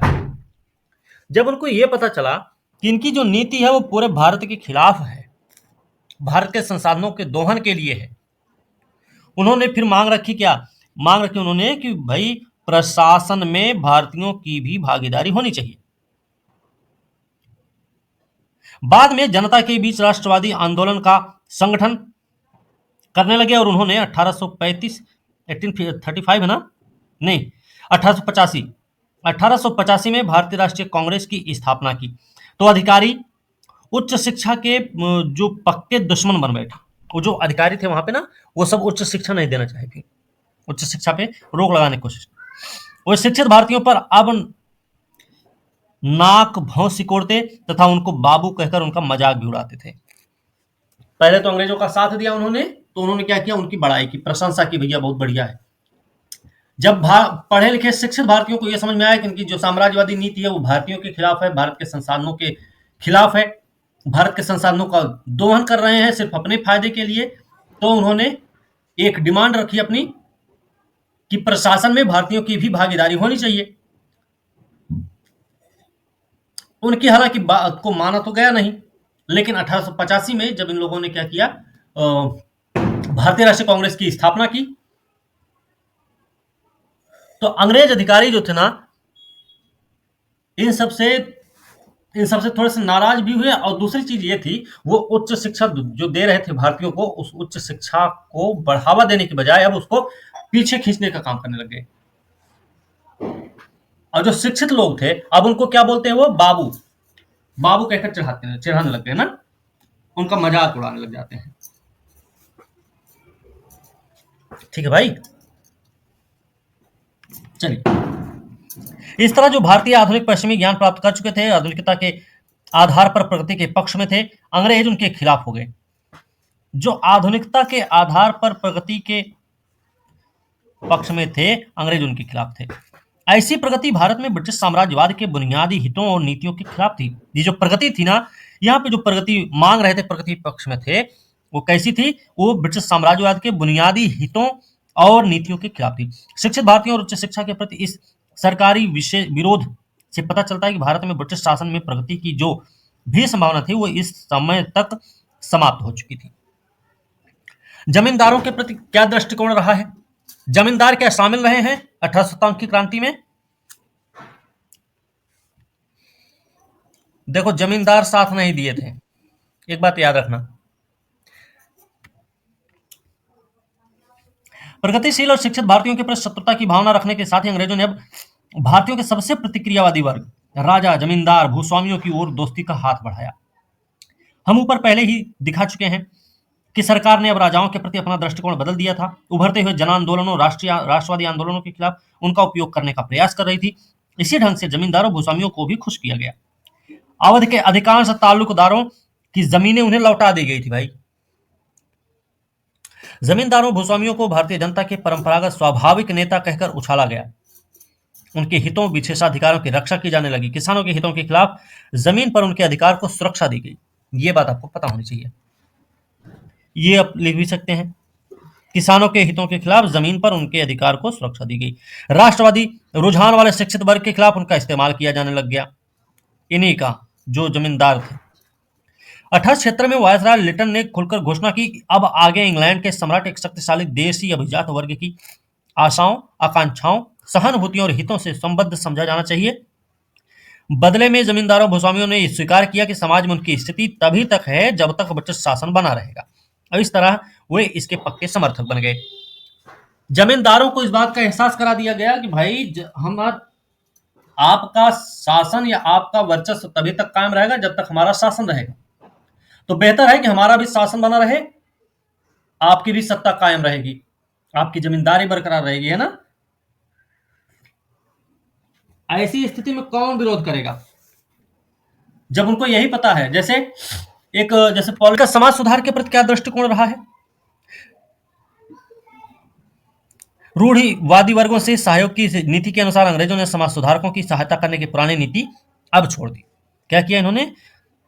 समाज सुधारकों की, लिख लो भैया, सहायता करने की पुरानी नीति इन्होंने त्याग दी। क्या सोचा इन्होंने? सती प्रथा का उन्मूलन, विधवा पुनर्विवाह किया गया आदि समाज सुधार के कदम 1857 के विद्रोह के प्रमुख कारण थे। इसलिए धीरे धीरे उन्होंने रूढ़िवादियों का पक्ष लेना शुरू कर दिया। अब क्या किया? 58 के बाद रूढ़िवादियों का पक्ष लेना शुरू कर दिया। समाज सुधारों का, जो समाज सुधारक थे, उनका साथ देना बंद कर दिया। अपनी एक पुस्तक है भारत एक खोज में पंडित नेहरू ने लिखा है कि भारत के प्रतिक्रियावादियों के साथ इस स्वाभाविक गठजोड़ के कारण ब्रिटिश शासन अनेक बुरी प्रथाओं, कर्मकांडों का रक्षक और समर्थक बन गया। हालांकि वह अन्यथा इनकी निंदा करता था। वास्तव में अंग्रेज इस मामले में सांप छछंदर वाली स्थिति में थे। अगर वे समाज सुधार का समर्थन करें, इसके लिए कानून बनाए, तो रूढ़िवादी भारतीय उनका विरोध करेंगे। वो कहेंगे कि एक विदेशी सरकार को भारतीयों के अंदरूनी सामाजिक मामलों में दखल देने का कोई अधिकार नहीं। दूसरी ओर अगर वे कानून ना बनाए तो सामाजिक बुराइयों के बने रहने में सहायक होंगे और सामाजिक दृष्टि से प्रगतिशील भारतीय उनकी निंदा करेंगे। फिर भी मतलब दोनों तरीके से इनका कुछ वो नहीं है, ठीक है। फिर भी ये ध्यान रहे कि अंग्रेज सामाजिक प्रश्नों पर हमेशा उदासीन ही नहीं रहे। यथास्थिति को बनाए रखकर उन्होंने अप्रत्यक्ष रूप से सामाजिक बुराइयों को सुरक्षित ही रखा। इसके अलावा राजनीतिक लाभ के लिए जातिवाद संप्रदायवाद को प्रोत्साहित करके उन्होंने सामाजिक प्रतिक्रिया को भी जमकर प्रोत्साहन दिया था, ठीक है ना। मतलब संप्रदायवाद को भी बढ़ावा दिया, जातिवाद को भी इन्होंने बढ़ावा दिया, ठीक है ना। चलिए, सामाजिक सेवाओं का पिछड़ापन, ये क्या है? शिक्षा, सफाई, जन स्वास्थ्य, जलापूर्ति, ग्रामीण सड़क जैसी सामाजिक सेवाओं के क्षेत्र में बहुत प्रगति हुई थी, यूरोप में खास करके 19वीं सदी की बात है। लेकिन भारत में क्या हुआ, ये सारी चीजें बहुत पिछड़ी अवस्था में मौजूद थी। अभी भी भारत में क्या था कि जैसे दो बस्तियां बसाई जाती थी, एक ब्लैक टाउन और एक व्हाइट टाउन। व्हाइट टाउन जो होते थे बहुत साफ सुथरे होते थे, सड़कें चौड़ी होती थी, नालियां बंद होती थी, हर चीज का ध्यान रखा जाता था। लेकिन ब्लैक टाउन जो होते तो गंदे होते थे, सड़कें सकरी होती थी, नाली खुली रहती थी।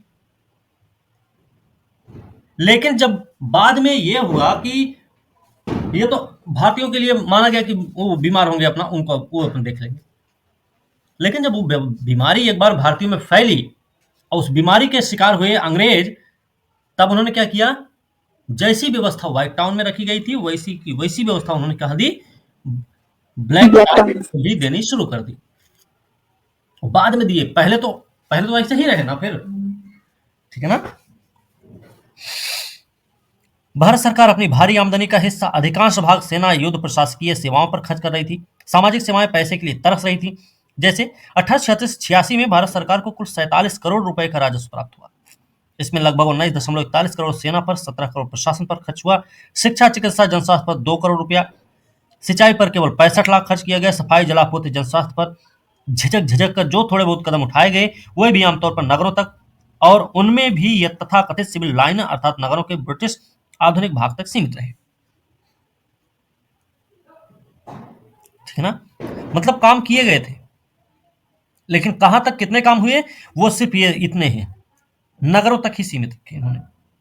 ये समय मुख्य रूप से यूरोपीय और नगरों, हाँ सर सिंचाई के लिए तो बहुत कम किया गया सर। हाँ, ये सेवाएं मुख्य रूप से यूरोपीय और नगरों के यूरोपीय भागों में रहने वाले थोड़े से उच्च वर्गीय भारतीयों के लिए ही थी। ये सारी व्यवस्थाएं तो थी, लेकिन किसके लिए? देखो, आप इस बात से बिल्कुल नहीं पीछे हट सकते या इस बात को बिल्कुल नकार नहीं सकते कि अंग्रेजों ने भारत में सामाजिक सेवाओं को बढ़ावा नहीं दिया था, यह सामाजिक सेवाओं को प्रोत्साहित नहीं किया। आप ये बात बिल्कुल नहीं नकार सकते, लेकिन यह जरूर कह सकते हैं कि जो सामाजिक सेवाओं को बढ़ावा दिया गया था भारत में, उसका फायदा सिर्फ और सिर्फ कहां तक था सीमित?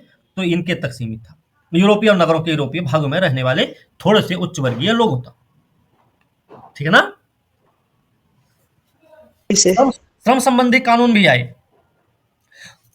19वीं सदी में आधुनिक कारखानों, बागानों में के मजदूरों की हालत बहुत ही खराब हो गई थी। प्रतिदिन उनको 12 से 16 घंटे काम करना पड़ता, आराम के लिए सप्ताह में 1 दिन की छुट्टी भी ना मिली। स्त्रियों बच्चों को भी पुरुषों जितना ही काम करना पड़ता था। मजदूरी बहुत कम मिलती थी, प्रति माह 4 से 20 रुपया। याद रखना, नहीं याद रखने की जरूरत, लिखने की जरूरत नहीं है। कारखाने लोगों से भरे होते थे, उनमें प्रकाश हवा की कमी थी, बेहद गंदे थे, मशीनों पर काम करना खतरे से भरा था, आए दिन दुर्घटना होती ही थी। यूं तो भारत सरकार पूंजीपतियों की समर्थक थी, फिर भी उसे आधुनिक कारखानों की बुरी स्थिति के प्रभावों को कम करने के लिए आधे मन से कुछ कदम उठाने पड़े, तो जो एकदम अपर्याप्त थे।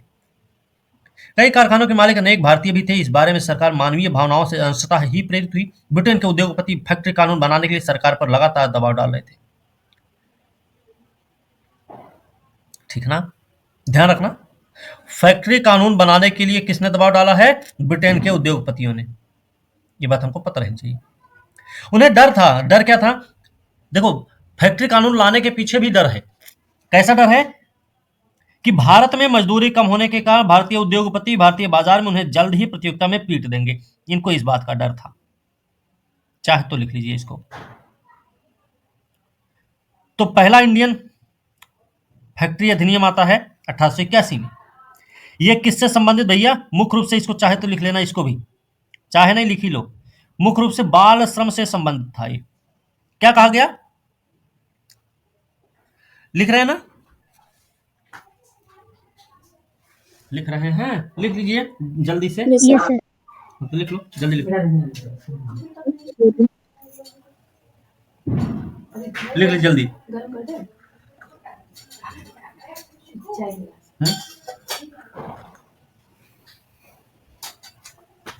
ठीक है, 1881 का जो अधिनियम आया, ये किससे संबंधित, बाल श्रम से।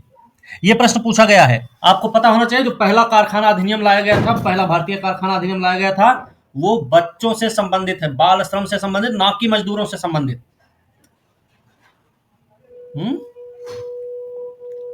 अगर ऑप्शन में मजदूरों से संबंधित आता है तो स्टेट वो आपका कथन गलत रहेगा, ठीक है। अगर वो बाल श्रम से संबंधित होगा तो आपका स्टेटमेंट सही रहेगा, याद रखना भाई।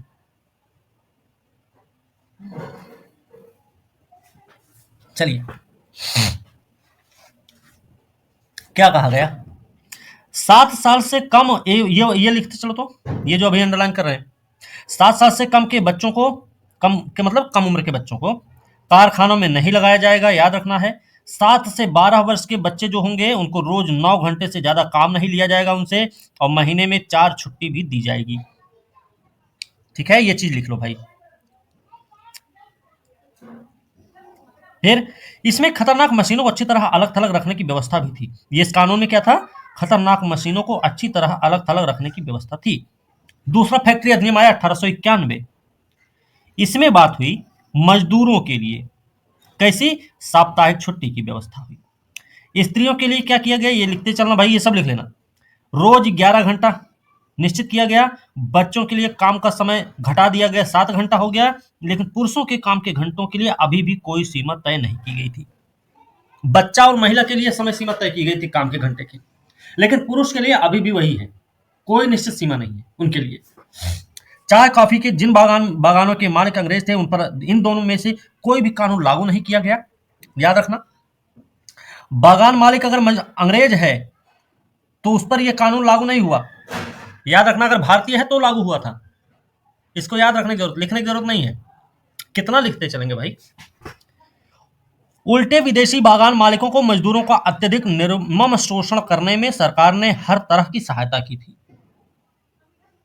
अधिकांश चाय बागान आसाम में थे, जिसकी आबादी बहुत कम थी, जहां जलवायु स्वास्थ्य के लिए हानिकर थी, इसलिए बागानों पर काम करने के लिए बाहर से मजदूर लाने पड़ते थे, मगर बाहरी मजदूरों को बागानों के मालिक अच्छा वेतन देकर नहीं लाते थे। इसके बजाय धोखाधड़ी करके बलपूर्वक उन्हें भर्ती किया जाता, बागानों पर उन्हें लगभग गुलामों की तरह रखा जाता था। भारत सरकार ने इन बागान मालिकों की पूरी सहायता की, उनकी सहायता के लिए क्या बनाए, कानून बनाए। कौन से, दंड कानून 63, 65, 70, 73, 82। कोई मजदूर किसी बाग पर जाकर काम करने के समझौते पर दस्तखत करने के बाद काम करने से इनकार नहीं कर सकता था, ये बात थी। ये बात नॉर्मल है, लिखने की नहीं, समझ ऐसे नॉर्मल याद रखने की। मजदूर द्वारा समझौते का कोई भी उल्लंघन एक दंडनीय अपराध था। बाग के मालिक को उसे गिरफ्तार करने तक का अधिकार था। बाग का मालिक अगर चाहे तो उस मजदूर को गिरफ्तार कर सकता था जो साइन किया हुआ है, ठीक है ना, जो साइन करके काम करने से मना कर रहा है, बात समझे ना, तो ये भी याद रखने की जरूरत है। चलिए,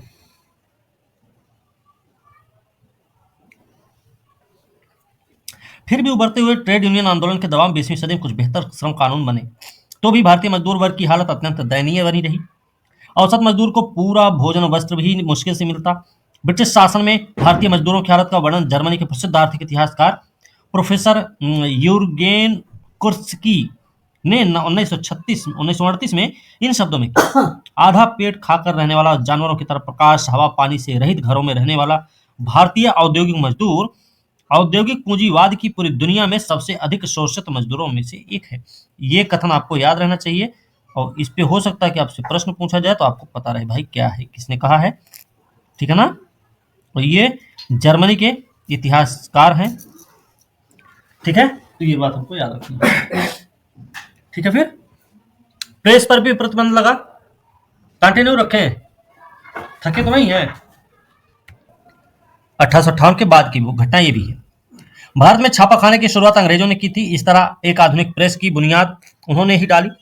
शिक्षित भारतीयों ने जल्द ही समझ लिया कि जनमत को शिक्षित करने, आलोचना, निंदा के द्वारा सरकार की नीतियों को प्रभावित करने में प्रेस ही एक महत्वपूर्ण भूमिका निभा सकता है।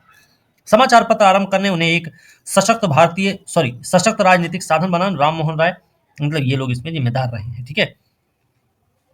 35 में चार्ल्स मेटकाफ ने भारतीय प्रेस को प्रतिबंधों से मुक्त किया।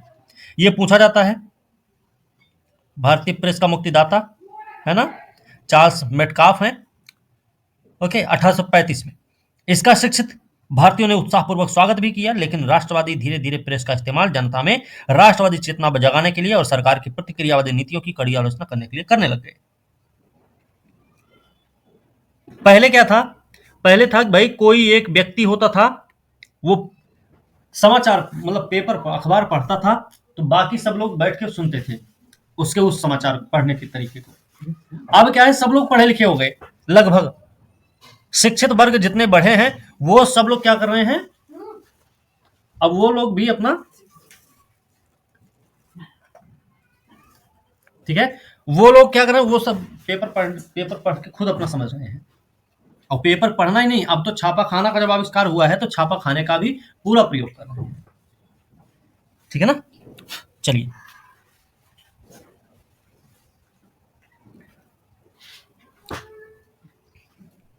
इससे अधिकारी भारतीय प्रेस के विरोधी हो गए और उसकी आजादी को कम करने का उन्होंने फैसला लिया। 1878 में वर्नाक्यूलर प्रेस एक्ट लागू हुआ। ये किसने लागू किया था? लिटन ने सर, क्या? लॉर्ड लिटन सर लागू किया था।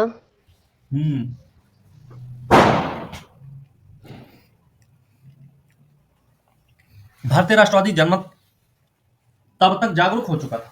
उसने इस कानून के बनाए जाने का जोरदार विरोध किया। इस विरोध का तात्कालिक प्रभाव पड़ा। इस कानून को 82 में रद्द कर दिया गया। रद्द किसने किया था? रिपन ने सर। Lord Ripon.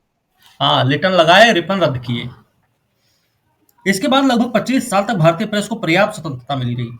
1905 के बाद जुझारू स्वदेशी बहिष्कार आंदोलन के 1908-1910 में कड़े प्रेस कानून फिर बनाए गए। कब 1908 में बनाए गए। सॉरी, अच्छा, ऐसे भी प्रश्न आप लोग देखे होंगे, हो सकता है कि प्रेस कानून कब कब बनाए गए, दंड कानून कब कब बनाए गए, ऐसे ऐसे प्रश्न पूछे गए हैं। ठीक है ना। तो यहाँ पे जो हम सब अभी थोड़ी देर पहले देख नहीं रहे थे, दंड कानून, ये वाला श्रमिकों को के लिए दंड कानून बनाए गए थे, ये थोड़ा सा इसी भी याद रखने की जरूरत है। ठीक है ना। ऐसे प्रश्न पूछे गए हैं। जातीय शत्रुता, भारतीयों पर हुकूमत बनाए रखने के लिए उनसे सामाजिक दूरी बनाए रखना आवश्यक है। यह मानकर अंग्रेज हमेशा भारतीयों से कटे कटे रहे, स्वयं को जातीय दृष्टि से श्रेष्ठ मानते थे। 57 के विद्रोह के दौरान दोनों पक्षों द्वारा किए गए अत्याचारों ने भारतीयों अंग्रेजों के बीच की खाई को और चौड़ा किया। अब अंग्रेज खुलकर जातीय श्रेष्ठता के सिद्धांत का प्रचार करने लगे। ठीक है। केवल यूरोपियों के लिए आरक्षित रेल के डिब्बे, रेलवे स्टेशन के प्रतीक्षालय, park, hotel, swimming pool, club, ये सब नस्लवाद के स्पष्ट उदाहरण। अब आपको ये भी पता होना चाहिए कि 1858 में जो 58 के बाद जो प्रशासनिक परिवर्तन हुए, उसमें एक परिवर्तन क्या हुआ, सार्वजनिक स्थलों पर नस्लवाद को बढ़ावा देने वाली प्रवृत्ति का भी विकास हुआ था, है ना। वो कौन कौन से थे? ये सारी चीजें कहां कहां पर देखा जा सकता है? रेल डिब्बा में, स्टेशन प्रतीक्षालय में, पार्क में, स्विमिंग पूल, होटल में, क्लब में, सब में नस्लवाद का उदाहरण हम देख सकते हैं। 1858 के बाद जो प्रशासनिक परिवर्तन हुए हैं उसके दौर में भारतीय स्वयं को अपमानित महसूस करते। जवाहरलाल नेहरू शब्दों में, हम भारतीय को नस्लवाद के सभी रूपों का ज्ञान ब्रिटिश शासन के आरंभ काल से ही रहा है। इस शासन की पूरी विचारधारा भद्रजन स्वामी जाति की रही। सरकार का पूरा ढांचा इसी विचारधारा पर आधारित रहा, बल्कि स्वामी जाति का विचार साम्राज्यवाद में ही निहित है।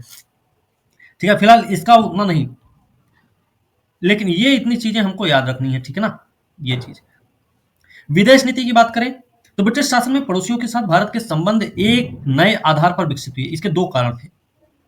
नए आधार पर जो विदेशी संबंध विकसित हुए उसके दो कारण रहे। दो कारण कौन? भाई, संचार के आधुनिक साधनों का विकास हो गया था और देश के राजनीतिक प्रशासनिक सुदृढ़ीकरण ने भारत सरकार को प्रेरित किया था। किसके लिए? कि वो देश की प्राकृतिक भौगोलिक सीमा तक अपना विस्तार कर ले।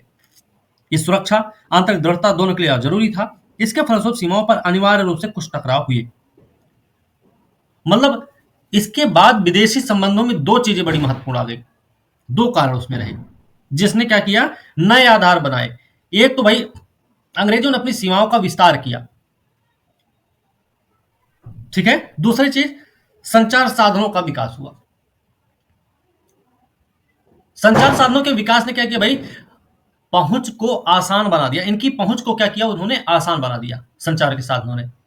और संचार साधन में कौन, टेलीफोन नहीं आता सिर्फ, उसमें रेलवे लाइन भी आती है ना, सड़कें भी आती हैं, ध्यान रखना इसका भी, ठीक है।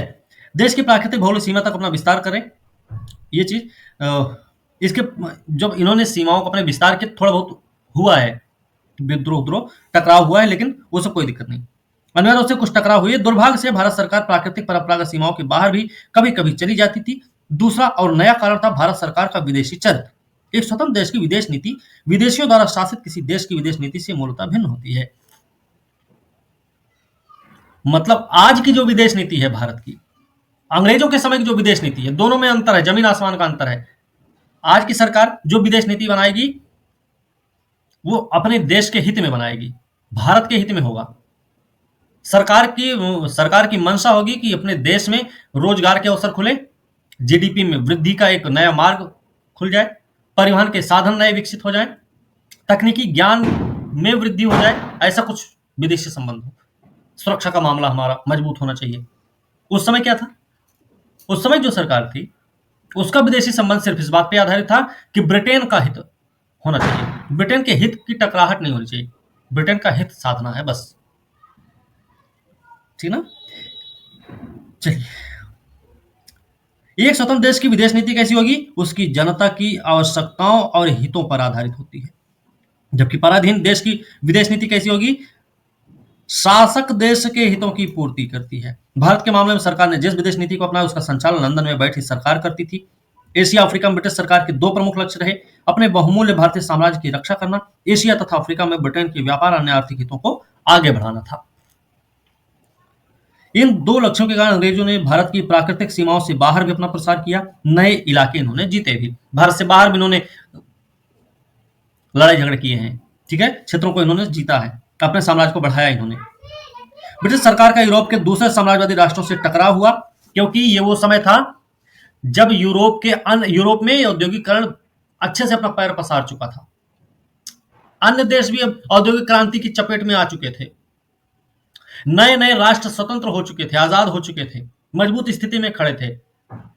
अब उनको भी वो भी अपने साम्राज्यवादी विस्तार की नीति में लगे हुए थे, उनको भी अपना साम्राज्य चाहिए था एक, और उनको भी अपना एक उपनिवेश स्थापित करना था। उनसे टकराहट है। जैसे 1893 में जब अफगानिस्तान का सीमांकन किया गया था डूरन कमीशन के आधार पे, तो सिर्फ इसीलिए उसका सीमांकन किया गया ताकि रूस का जो बढ़ता प्रभाव था वो कम हो सके। रूस के बढ़ते प्रभाव को रोकने के लिए काम किया गया था, ठीक है ना। ओके, चलो ये हो गया। भारत की विदेश नीति ब्रिटिश साम्राज्यवाद की आवश्यकता पूरी तो करती थी, पर उसे लागू करने का खर्च भारत को बर्दाश्त करना पड़ता था, ठीक है। अब नेपाल के साथ युद्ध लड़ा इन्होंने 1814 में। नेपाल साथ जो युद्ध लड़े उसमें क्या रहा, भारतीय साम्राज्य को उसकी प्राकृतिक भौगोलिक सीमा तक फैलाने के अंग्रेजों की धुन के साथ सबसे पहले उनका उत्तर में स्थित नेपाल से टकराव हुआ, सबसे पहले नेपाल से टकराव हुआ उनका। अक्टूबर 1814 में दोनों देश की सीमा पुलिस के बीच झड़प हुई, जिससे खुला युद्ध आरंभ हुआ। सैनिक शक्ति, धन सामग्री सभी दृष्टियों से अंग्रेज नेपालियों से श्रेष्ठ थे। अंत में नेपाल सरकार को ब्रिटेन की शर्तों पर शांति की बात करनी पड़ी, उसे अपने यहाँ एक ब्रिटिश रेजिडेंट रखना पड़ा। 1814 में युद्ध हुआ है, नेपाल को इस बात के लिए राजी किया गया कि अपने यहाँ भैया एक रेजिडेंट रखना ही पड़ेगा। साथ ही गढ़वाल और कुमाऊं के जिले उसको छोड़ने पड़ गए, याद रखना। तराई के क्षेत्रों पर भी अपना दावा त्यागना पड़ गया नेपाल को। सिक्किम से भी हट जाना पड़ा, यह भी याद रखना। इस समझौते से अंग्रेजों को बहुत लाभ हुआ, उनका भारतीय साम्राज्य अब हिमालय तक फैल गया। नेपाल के साथ हुए युद्ध के बाद अंग्रेजों का साम्राज्य हिमालय तक फैल गया था, यह बात याद रखना। मध्य एशिया के साथ व्यापार में उन्हें अब अधिक सुविधा हो गई। उन्हें हिल स्टेशन बनाने के लिए शिमला, मसूरी, नैनीताल जैसे महत्वपूर्ण स्थान मिल गए। भारी संख्या में ब्रिटिश भारत की सेना में शामिल होकर गोरखों ने उनकी शक्ति को और भी बढ़ा दिया। यहां जो संधि हुई है वो कौन सी संधि हुई थी? नेपाल के साथ युद्ध के बाद कौन सी संधि हुई थी? सुगौली की संधि हुई थी सर, कब? 1816 में। ठीक है ना? सर हाँ, ये अफगानिस्तान का जो सीमांकन किया गया वो किसके द्वारा किया गया था सर? डोरन कमीशन के आधार पर हुआ था, ब्रिटेन के द्वारा किया गया था, 1893 में था। ठीक। बर्मा पर विजय। 19वीं सदी में 3 बार स्वतंत्र बर्मा से युद्ध करके अंततः 3 युद्ध हुए हैं। बर्मा और अंग्रेजों के बीच में 3 युद्ध हुआ है। कब्जा हुआ। बर्मा ब्रिटिश भारत का टकराव सीमा संबंधी झड़पों से शुरू हुआ था, उसे प्रसारवादी आकांक्षाओं ने और उकसा दिया। बर्मा के जंगल संबंधी संसाधनों पर ब्रिटिश व्यापारियों की लालची निगाहें बहुत पहले से ही गड़ी थी और वे उसकी जनता को भी अपने कारखानों के माल निर्यात करने के लिए बेचैन थे। 18वीं सदी में जब बर्मा और ब्रिटिश भारत अपनी शक्ति बढ़ा रहे थे तो दोनों की सीमाएं आ मिली। सदियों के अंदरूनी कलह के बाद बर्मा में सम्राट अलाउंगपाय ने 1752 से 60 में एकता स्थापित करने में सफलता हासिल की। अलाउंगपाय है कोई, ठीक है, यहाँ के सम्राट हैं। इरावदी नदी के तट पर स्थित अवा में शासन कर रहे उसके उत्तराधिकारी बोदावपाय ने बार बार क्या है, श्याम है ना, श्याम पर आक्रमण किया। अनेकों चीनी हमलों को नाकाम बनाया। 85 में अराकान, 1813 में मणिपुर के सीमावर्ती राज्यों पर अधिकार किया। इस प्रकार बर्मा की सीमा को ब्रिटिश भारत की सीमा तक फैला दिया। किसने फैलाया? इसी ने, बोदावपाय ने, ठीक है ना। पश्चिम की ओर बढ़ना जारी रखते हुए उसने आसाम और ब्रह्मपुत्र घाटी के लिए एक खतरा पैदा कर दिया। 1822 में बर्मियों ने असम को जीत लिया। अराकान और असम पर बर्मा की विजय के बाद उसकी और बंगाल की अस्पष्ट सीमाओं पर लगातार झड़पों का एक युग शुरू हो गया। 24 में ब्रिटिश भारत के शासकों ने बर्मा के खिलाफ युद्ध छेड़ा। 24 में ध्यान रखना, कुछ समय तक हारते रहने के बाद ब्रिटिश सेनाओं ने अंततः आसाम, कछार, मणिपुर, अराकान से बर्मियों को बाहर कर दिया। ये थोड़ा सा ये ध्यान रखना भाई, आसाम, कछार, मणिपुर, अराकान से बर्मियों को बाहर किया किसने? ब्रिटिश ने, ठीक है, ब्रिटिशों ने। ओके,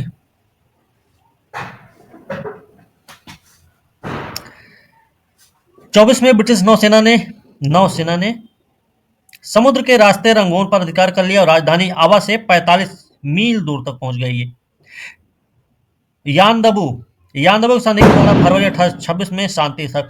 यानदबू की संधि कब हुई है? 1826 में। ध्यान रखना, बर्मा की सरकार ने क्या किया?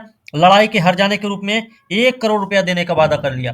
दूसरा, अराकान और तेनासेरिम के समुद्र तटीय प्रांतों पर से अधिकार छोड़ दिया।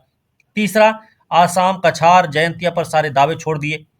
चौथा, मणिपुर को स्वतंत्र राज्य स्वीकार करने की बात एक्सेप्ट की इन्होंने। फिर ब्रिटेन के साथ एक व्यापारिक संधि की बातचीत चलाने को राजी हो गए। फिर आवा में एक ब्रिटिश रेजिडेंट रखने तथा कलकत्ता में एक बर्मी दूत नियुक्त करने की शर्त भी मान ली। ठीक है ना। इसमें आप देखेंगे ना तो अंग्रेजों को ज्यादा फायदा हुआ, बर्मा वालों को थोड़ा सा कम ही फायदा हुआ है। ठीक है।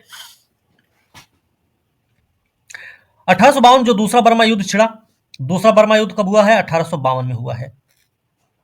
इस समय कौन है भारत का गवर्नर जनरल? डलहौजी है ना। पहला बर्मा युद्ध हुआ है 1824 में, ठीक है, पहला हुआ है 1824 में। इस समय कौन है गवर्नर जनरल? डलहौजी ही थे। 1824 में कैसे जाएंगे डलहौजी भाई? सर 24 में नहीं, ओ 52 में सर बोले। सर लॉर्ड एमहर्स्ट थे क्या? कंफर्म नहीं है।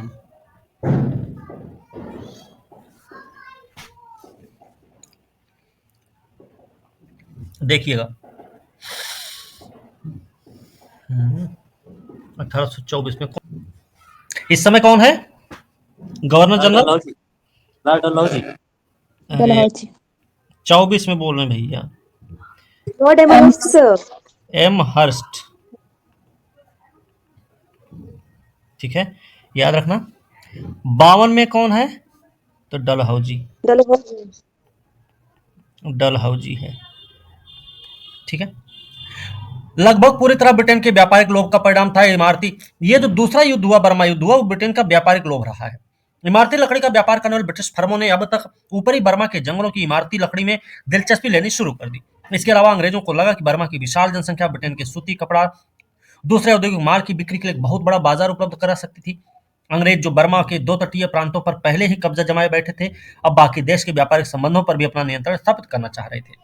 वो चाहते थे कि शांति से हो या युद्ध से, वे अपने व्यापारिक प्रतियोगियों अर्थात फ्रांसीसियों या अमेरिकियों के पैर जमाने से पहले बर्मा पर अपने जकड़ को मजबूत बना ले। अंग्रेजी सेना की एक बड़ी टुकड़ी अप्रैल 1852 को बर्मा रवाना कर दी गई। इस बार का युद्ध 24-26 के युद्ध की अपेक्षा बहुत कम समय तक चला। अंग्रेजों की विजय भी बहुत निर्णायक रही। अंग्रेजों ने बर्मा के अकेले बचे तटीय प्रांत पेगू को भी हड़प लिया। दूसरा युद्ध में पेगू को हड़पा है अंग्रेजों ने, याद रखना। फिर भी दक्षिणी बर्मा पर प्रभावी नियंत्रण जमाने से पहले अंग्रेजों को 3 साल तक जनता की एक भयानक छापामार लड़ाई का सामना करना पड़ा। अब बर्मा के पूरे समुद्र तट पर और उसके पूरे समुद्री व्यापार पर अंग्रेजों का नियंत्रण हो चुका था। ये है बर्मा, ठीक है।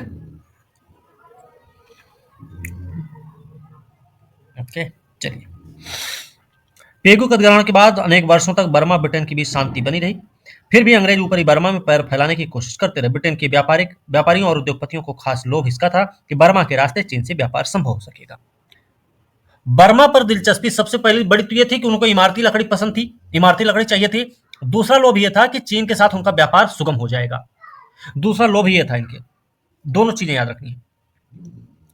85 में सम्राट थियाऊ ने फ्रांस के साथ व्यापार संबंधी एक संधि की। बर्मा में फ्रांसीसियों का बढ़ता हुआ प्रभाव अंग्रेजों को जलन का शिकार बनाए हुए था। ब्रिटिश व्यापारियों को डर था कि कहीं उनके फ्रांसीसी अमेरिकी प्रतिद्वंदी बर्मा के विशाल बाजार पर अधिकार न कर लें। अब ब्रिटेन में चैम्बर ऑफ कॉमर्स ने और रंगून में बैठे ब्रिटिश व्यापारियों ने ब्रिटिश सरकार पर दबाव डाला कि ऊपरी बर्मा पर फौरन कब्जा करे। स्वयं भी इसके लिए इच्छुक थी ब्रिटिश सरकार। 85 को अंग्रेजों ने बर्मा पर हमला किया। ये तीसरा युद्ध होगा, ठीक है ना। और 1885 में कौन होगा गवर्नर जनरल? प्रिंस लॉर्ड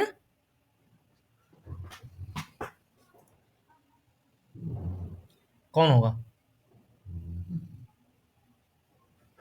डफरेन कि कोई और? हुई थी लॉर्ड डफरिन 100% 2884। तो लिख लो इसको। गवर्नर जनरल नहीं, वायस राय है डफरिन,